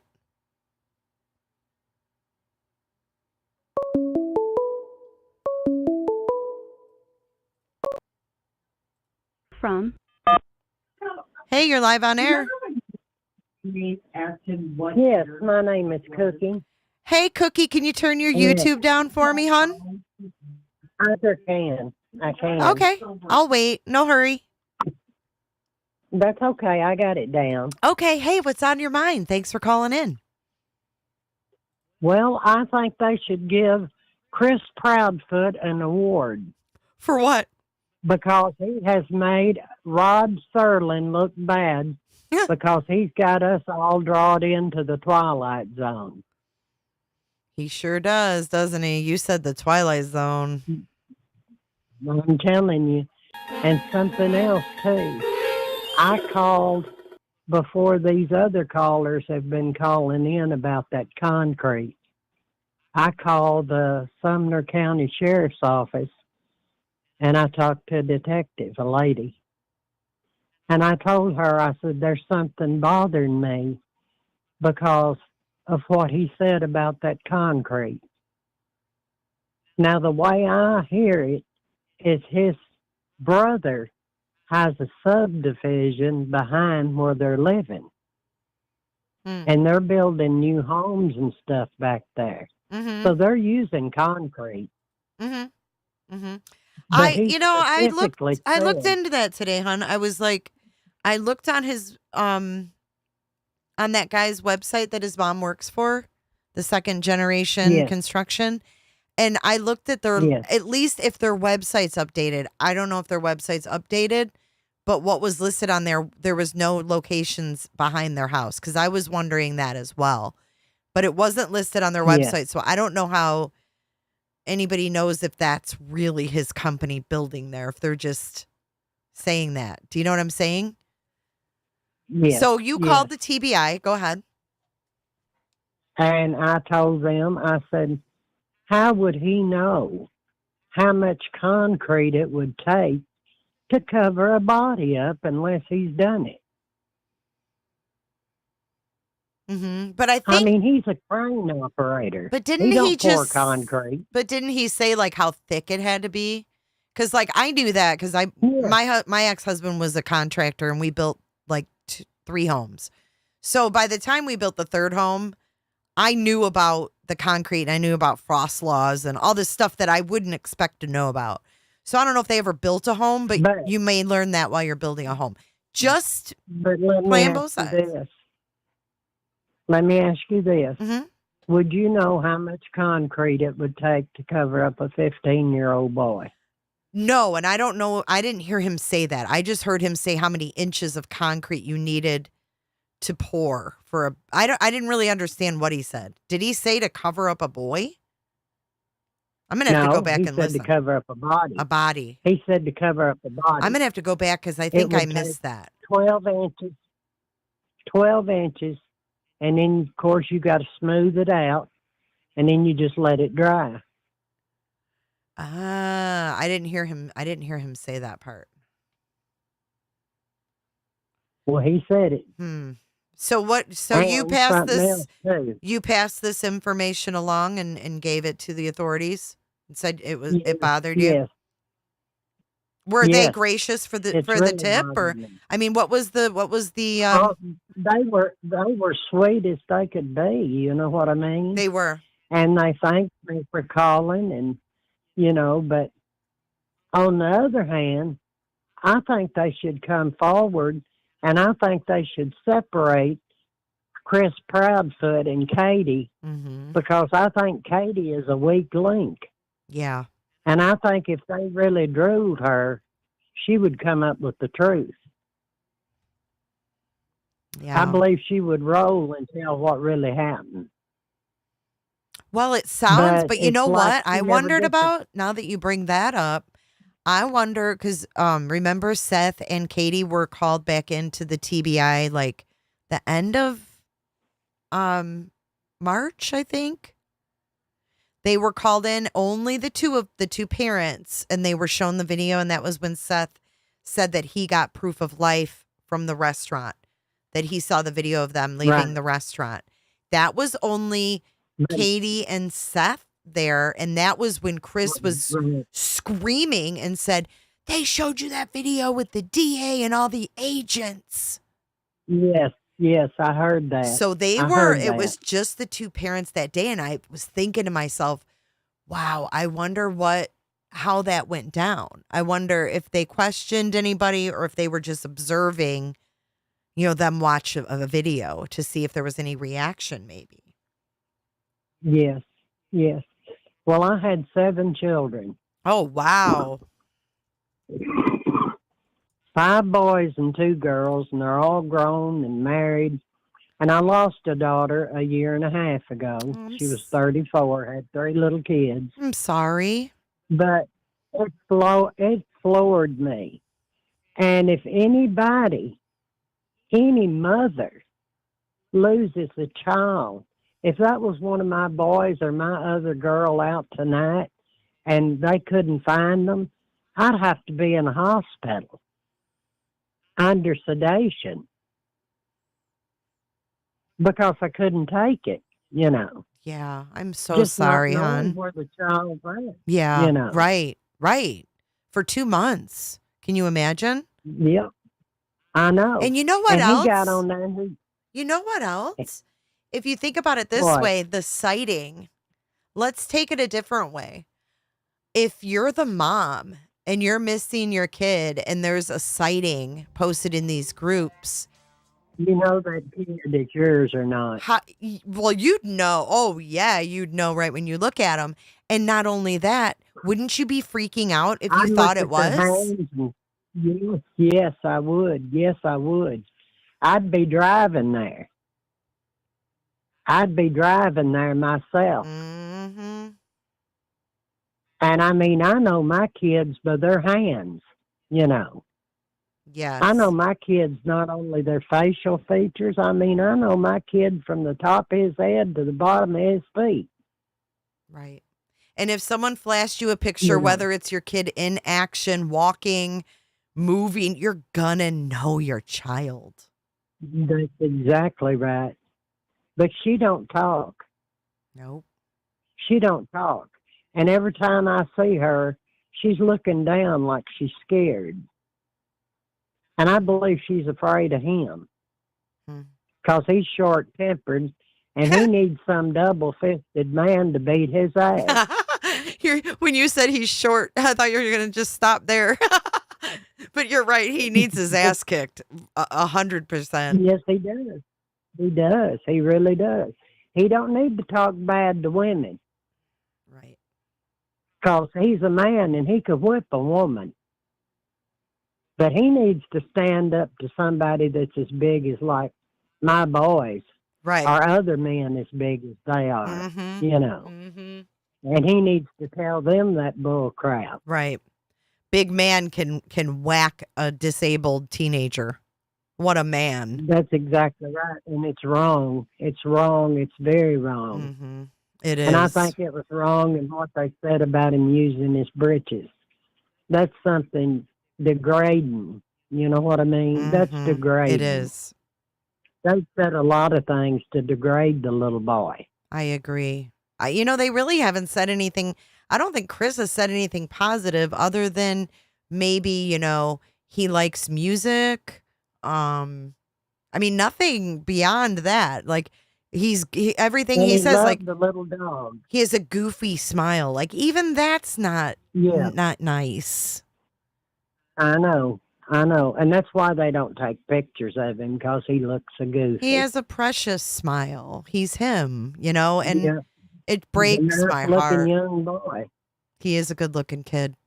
When I saw him without the glasses, I was like, wow, he looks like he's coming into being a man. And I wonder, I wonder if that hormonal thing wasn't something that was an issue, because Katie even mentioned, he's coming into his hormones and he's mad he's getting a mustache.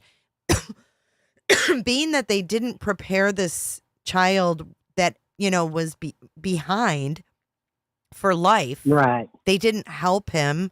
They didn't, engage and get him involved. They weren't involved like they should have been to make him know right from wrong. So imagine his hormones kicking in and he doesn't understand. I'm getting hair here. I mean, a mustache, you're getting more than a mustache when you come into puberty. Yeah. And that's very, it's weird for someone who doesn't understand it. I'm sure they want to look and be like, what is this? Well, yeah, where did it come from? Yeah. What is this? And I don't think that they took care of him in the fact where, I was talking to my kids before that happened, like, this is going to happen. So don't flip out when it does, But someone who maybe needs a little extra time to understand, what's appropriate and what's not, you would need to take time with that kid or that person and explain things and be patient and kind. And I don't think they had any of that. They didn't have any of it, and they mistreated him. And she done something to that kid in that house, and they are looming all that house. And they haven't even done that. I know. I mean, they're law officials, and we've got a child missing. And we've got two people that's coming on there, and one doing all the talking that's not even his biological daddy. They asked him the other night, could they talk to Katie? And he said, she's asleep. I'm not going to get her up. She's been through too much. Well, I'd be through too much just being around him. Yeah. You couldn't keep me away. But I think she's scared of him. I really think that Katie is scared of him and that Katie knows what really happened. And that's why I think they need to take her in, set her down, keep him outside, and if he causes any trouble, take him, lock him up in jail, and them question her and question her, and I mean really dig into her. And I think she'd tell where that kid's at. I think she'll break before he does. Well, and he come up first thing, and he said, no, that wasn't Chris in that picture. Oh, Chris said that wasn't And she Sebastian. said, well, yeah. Of course he And, did. Why would he? Wow. He knows it's not him. He knows they've done away with him. That's why he's saying all that stuff. And that's why he's laughing at different things that's said to him. Because he's a jerk off. Yeah. You know. Yeah.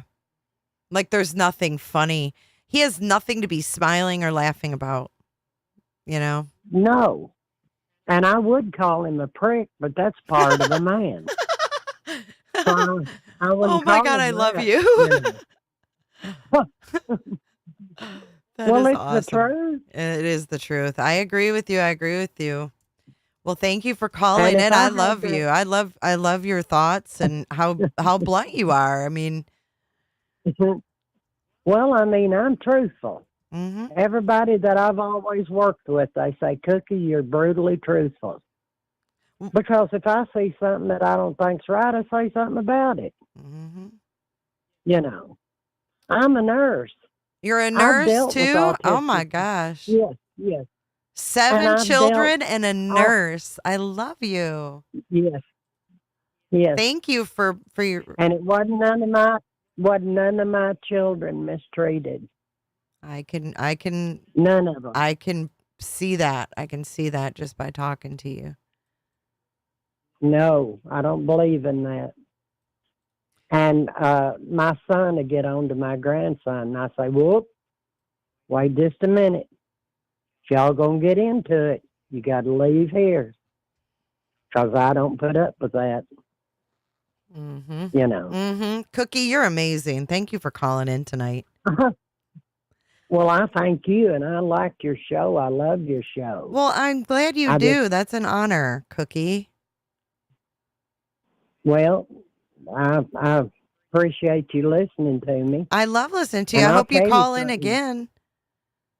Well, it makes me madder than hell because, you know, I think, put me on some boxing gloves and put this pussy out there that thinks he can whoop all the women and just let me hit him one time, you know. Oh, I hear you. That's all. I'd love to see you in a room with Proudfoot. Oh, hey. Cookie and Proudfoot. My son, I'm telling you, my son told me, said I'd give anything from lock me up in jail with him. Right. He said, because I beat his ass. You know what? These people had Mhm. one child to keep track of. One. That's right. That's exactly right. And I had 7. And I know where they was at all times. Mm-hmm. I still know where mine They are at. got Mine are grown outside. too. They'd get outside and play. Mm-hmm. Well, I wouldn't care if it was hot or whatever. I'd go out there and sit down and let them play. They'd play in the yard, climb trees, you know. Yeah. Just had a blast. I bet they had a great childhood with you, Cookie. They did. They really did. Oh, I love that. And God blessed me with all of them, you know. Yeah. And children are sent from heaven. I need Cookie in my life every day. You are so amazing. And thank you for calling. I appreciate that. Well, What a I great thank you. What a great and woman. I thank you for everything that you're doing.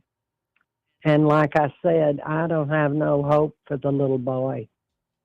I have hope, but when you really sit down and think about it, the little boy's been out with no food, no water, no way to bathe, none of that. No warm He's not went up clothes. to anybody's house. No. He hasn't been up and asked anybody for something to eat or anything. And I really believe he's gone, you know. Yeah. Yeah.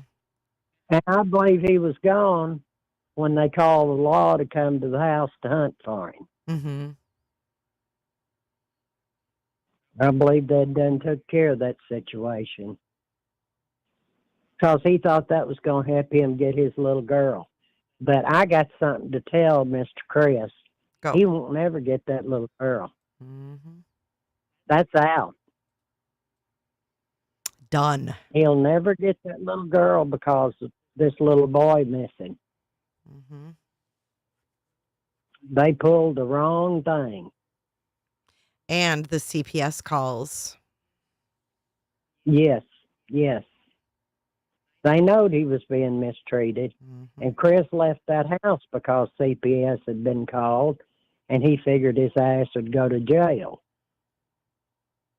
And so he left the home. Yeah. Because something had been said. And I don't believe that Child Protection Services told Sebastian, Sebastian, you ought not tell lies on people. I don't believe I don't that. believe that for a second. No, me either. Me either. Nope. Nope. He needs it kicked into the Twilight Zone. Yeah, they would never say that, especially with a teacher reporting it. They would never say right. that to the child. Oh, no. Sebastian, Because you can't do that. That's false reporting. That's right. And you tell the teacher that, and they get on it quick. Yeah. Yep. They sure do. And they don't. And you don't even know. You don't even know. They call, and then them people show up at your door. That's right. Mm-hmm. They don't send you a postcard. Nope. They're coming by to visit. Nope. Sure don't. Sure don't. Well, thank you, Cookie, for calling in. And I thank you. And I hope you'll call in next time. All right. You take. I love you, and God bless you. You too. Have a good night. You too. Bye. Bye. Love her. Love Cookie. Can we give Cookie a round of applause?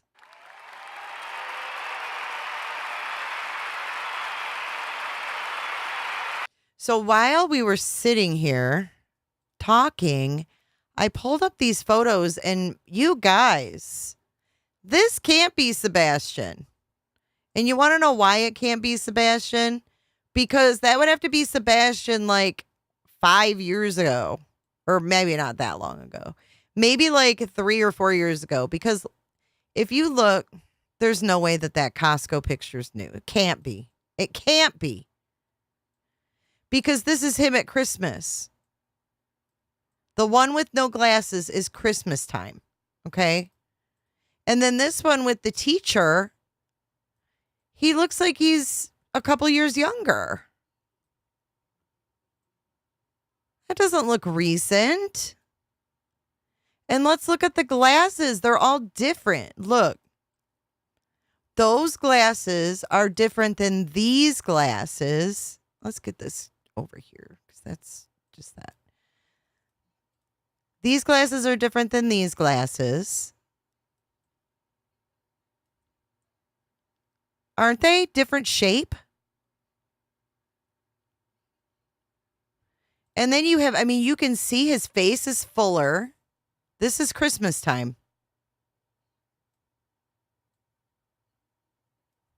Make it make sense. Make this make sense.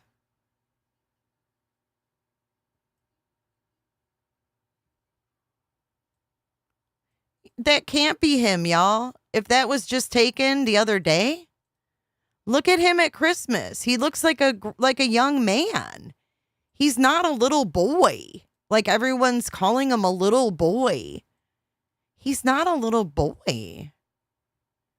His face is full, and he's got a square jaw, and he's handsome as heck. That ain't and his head isn't narrow like that.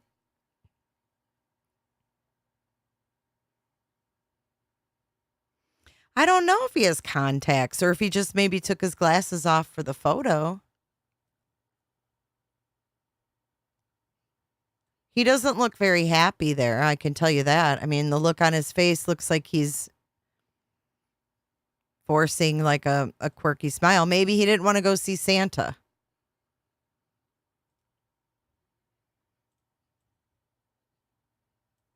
But all the pictures that were put out are of him younger.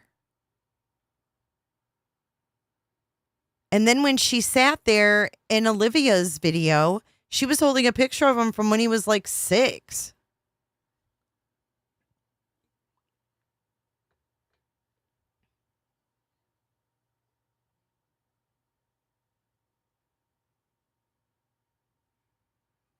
You guys, I can't believe I have the play button. This is fucking cool. This is the only day I could really gloat about it. He is very handsome.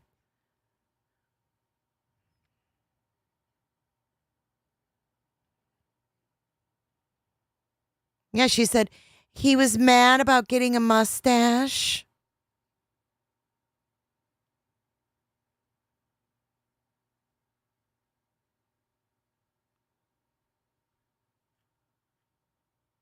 So who took him to see Santa? Seth? Kels, are you here? We got the biggest cheerleader. Kels made this for me. Kels, I said I wanted a picture of Chris Proudfoot because he said he was Seth's biggest cheerleader. Seth, this is your biggest cheerleader.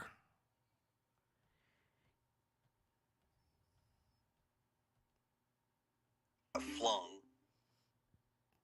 Why wouldn't you use the most recent picture? Doesn't make sense. Exactly. I don't know, guys. I will see, I guess. No, I mean, I wouldn't want... I mean, it's not like he's sitting on Santa's lap. I mean, he's just standing there, but... I just think his facial structure is completely different from what is said to be a picture from the Saturday before he went missing to Christmas. Great, Kristen. I'm glad you came out of the bushes for that.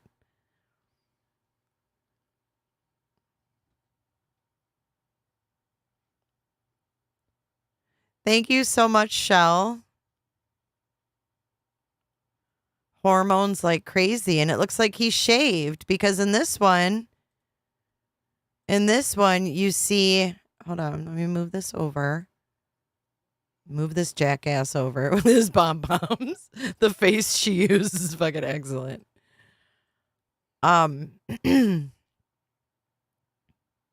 If you look in this picture,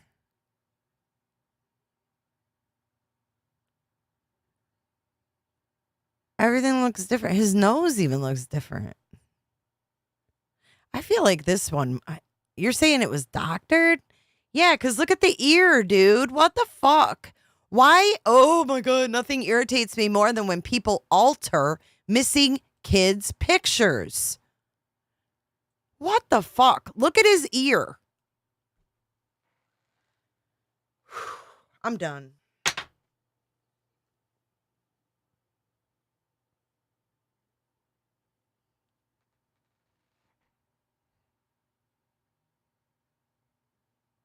I'm done. Why do you want pictures out there that don't look like him? Look at the ear. What the fuck? These pictures of this missing child should be crystal fucking clear. Excuse my French.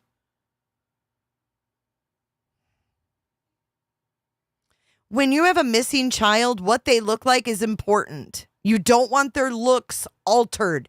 You don't want to AI their fucking pictures. You don't want to filter their pictures. You want them to look as pure as the day that they left. Because you want people to find them.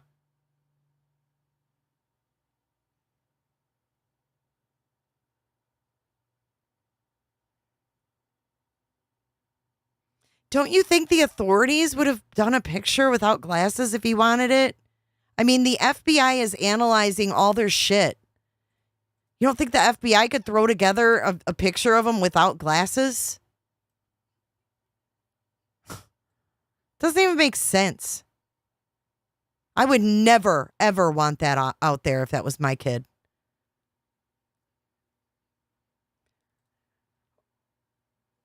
Why would you Photoshop the side of his ear to take off glasses? All you'd have to do is erase the glasses. Why you gotta fuck with his ear and his hair and shit? It just makes it look unpure and unnatural. And it doesn't even look like him. The nose doesn't even look like him. So what'd they do to the nose when they took the glasses off? I don't like it. Don't like it. I don't like it. Nope. I don't like it. It gives me the heebs. And then this was the TBI picture. He's got bruises on his neck or something. It's disturbing. Can we get a real picture? I mean, don't they have pictures of him with no glasses on? I mean, the kid didn't wear glasses all the time.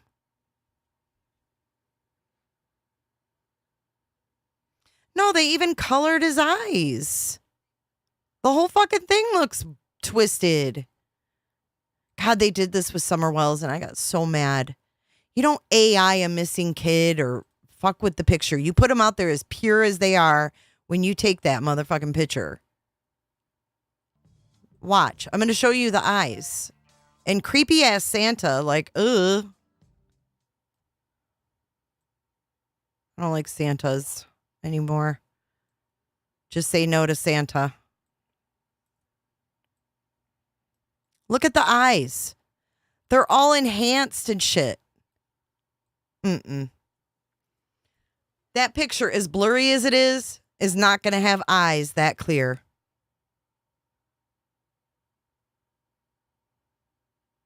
Why would they do this? This isn't lightening up the picture, y'all.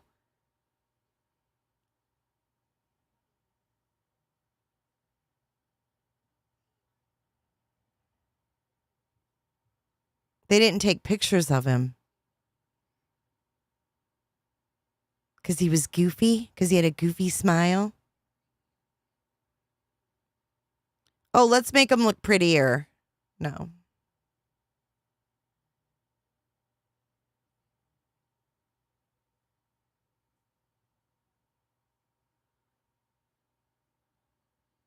This isn't just lighting up a picture. I'm not scrolling back. If it's that important. It's very strange. I've just never been a fan of fucking with missing kids' pictures, but hey, that's just me. I don't see any reason to fuck with a missing kid's picture. It's weird. Here, I'm going to pull up another one.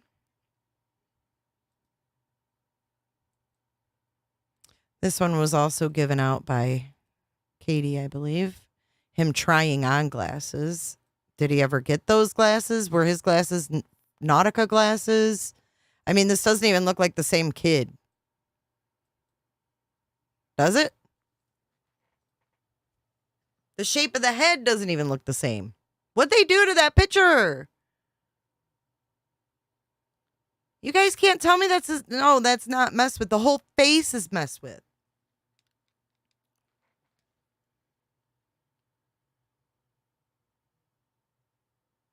Exactly, Evelyn. Oh my God, Miss Robin, thank you so much. Miss Robin just donated through j4j.live and got us almost halfway to our goal. Thank you so much, Robin. That is so generous of you. Appreciate you. Okay, so yeah, these are both Sebastian. So you tell me what the fuck's going on here. Excuse my French, but what's going on here?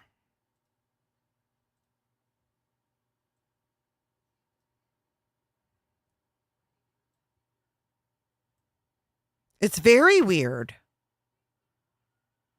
All right, let me see if I've got any other pictures of him.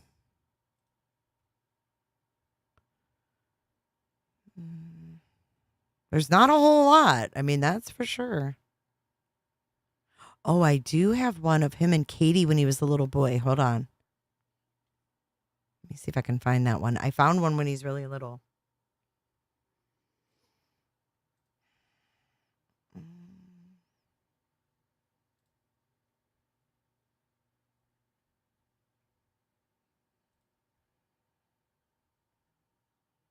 Oh, here's another one. That's a different one. This one might actually be a little more recent. Because look, he's got a mustache. He's so cute.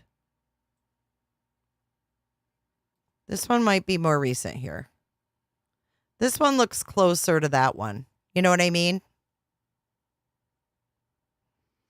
Let's see.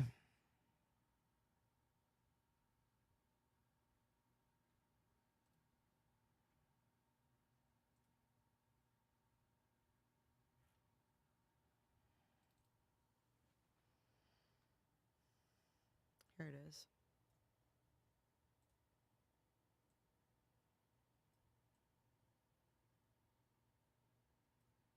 Have you ever seen that one?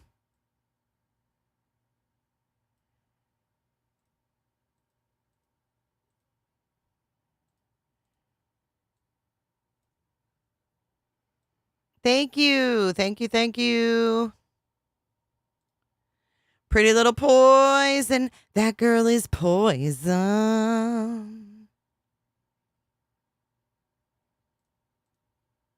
But look at that ear. It looks like he has an elf ear. I mean, it's just not. That's just not cool.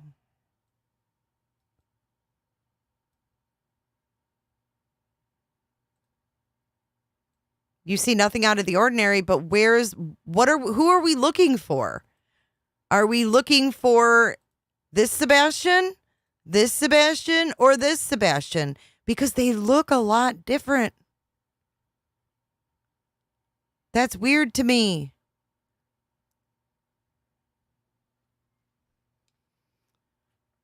The potential sighting. Here's the potential sighting now.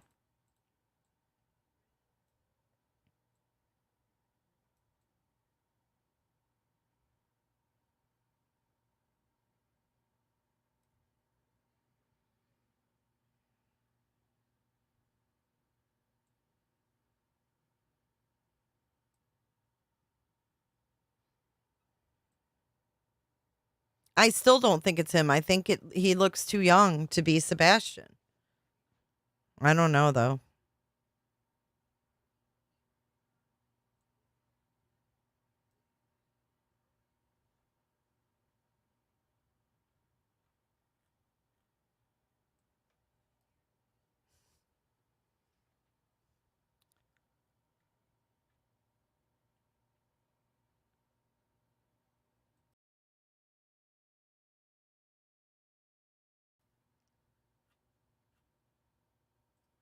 Yeah, just like the summer pics.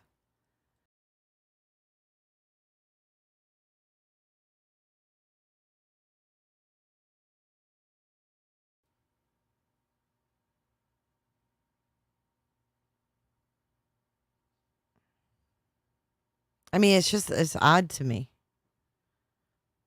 I've just never seen, even Summer Wells didn't look this different in different pictures. Right, Nathan, I agree with you on that.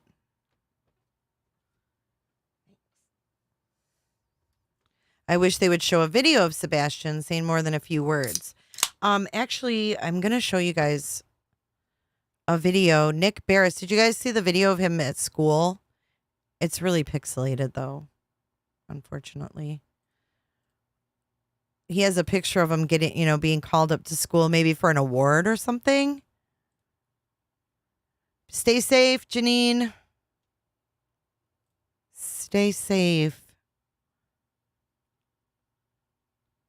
I know, Charlie. That's what that caller said. For them to leak an old picture and make it look like it's him now.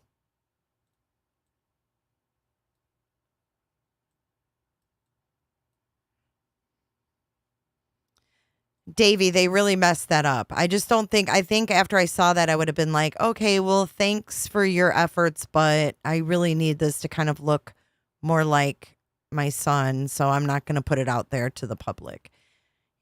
I wouldn't be kosher with that shit, but that's just me. I don't know. And why is the shirt all faded? Y'all, this picture don't even look right to me.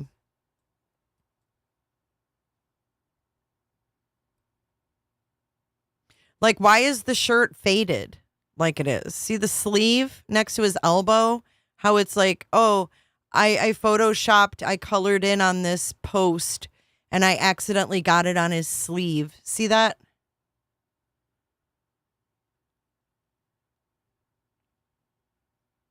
This person has really close, their eyes are really close together as well. So, I don't know. Let's, not that. We're going to watch Nick Barris again. I'm going to show you something.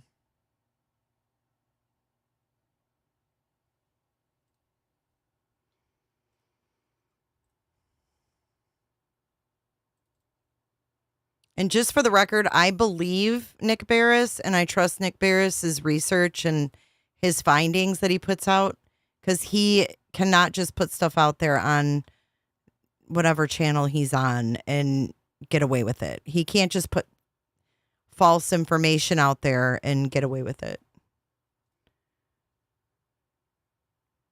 So it's always good to go back and listen as well. Nothing wrong with that.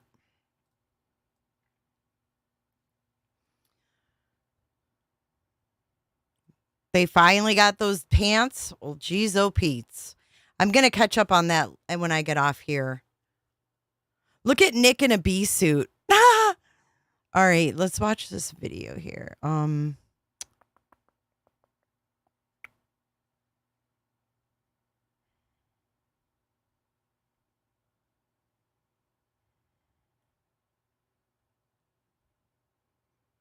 Oh, welcome to Lawful Listener, Triangel.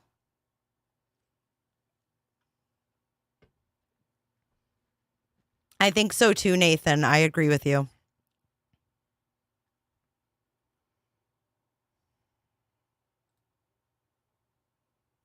The video you are about to see is from early Monday morning, February 26th, around 3:10. Here it is.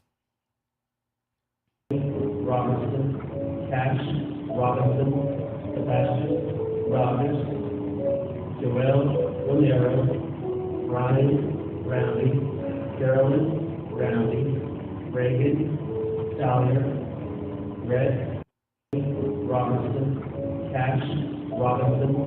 And we got this because of Seth. Okay, so there's Sebastian right there in the black pants.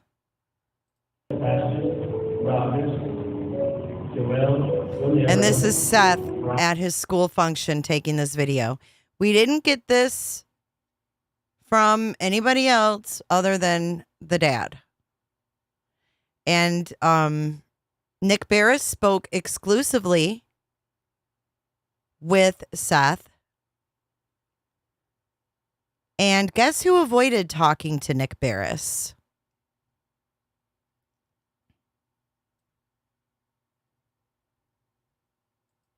Robinson, Cash, Robinson, Sebastian, Rogers, Joel, Valero, Ryan. And I don't even know when this is from.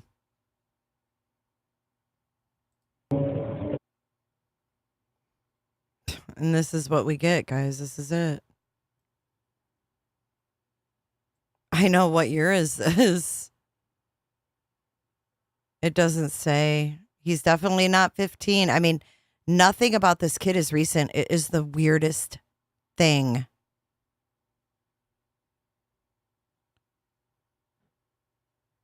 Yeah, I have Miss K. All right.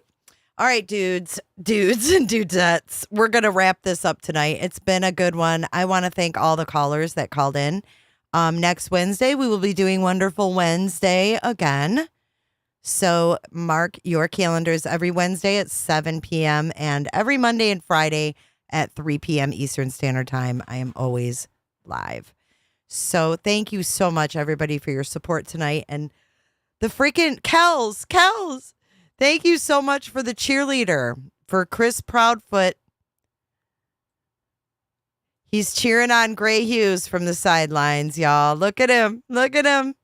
Go, Gray. Going to the clinker, the big house. Thank you so much. Miss Robin, thank you. Thank you, everybody. Appreciate you. For the last time today, we celebrate our motherfucking play button. I can't believe we did it, guys. We freaking did it. We are fantastic. We. It is all of ours. All right, guys. I love you. I love you so much. Everybody stay safe. Take care. And don't fall for any crap. Until next time, when we sort each other out. I love you guys so much. Thank you for tuning in. I'll see you tomorrow. We are doing Daybell tomorrow. I'll see you tomorrow. Not by the hair of my chinny chin for Daybell. Hold on.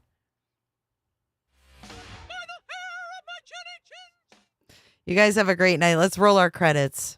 Bye, everybody.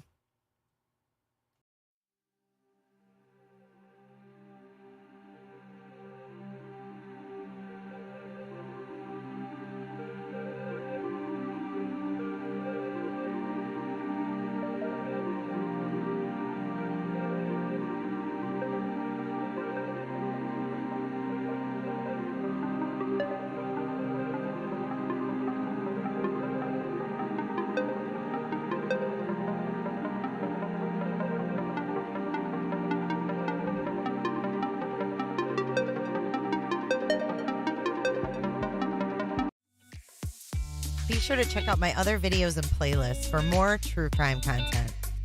And if that's not enough, you can join our Patreon. Don't have a tinfoil hat? It's okay. We'll make you one. It's that easy. See you guys in the next video. See you later. Bye.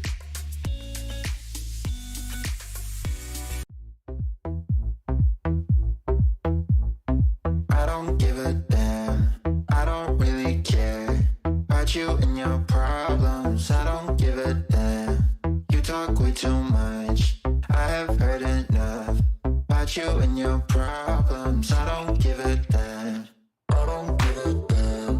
Damn, damn. I don't give a damn. Damn, damn. I don't give a damn. Damn, damn. I don't give a damn.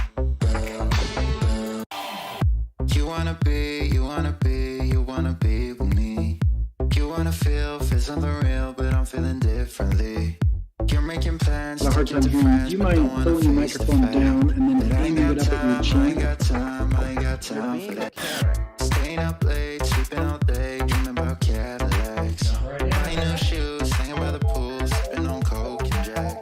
Calling my phone when you feel alone, but I'll never call you back. Is it one Jennifer or two Jennifer? Thanks so much, Jennifer. Jennifer loves horses. Bye, Jennifer.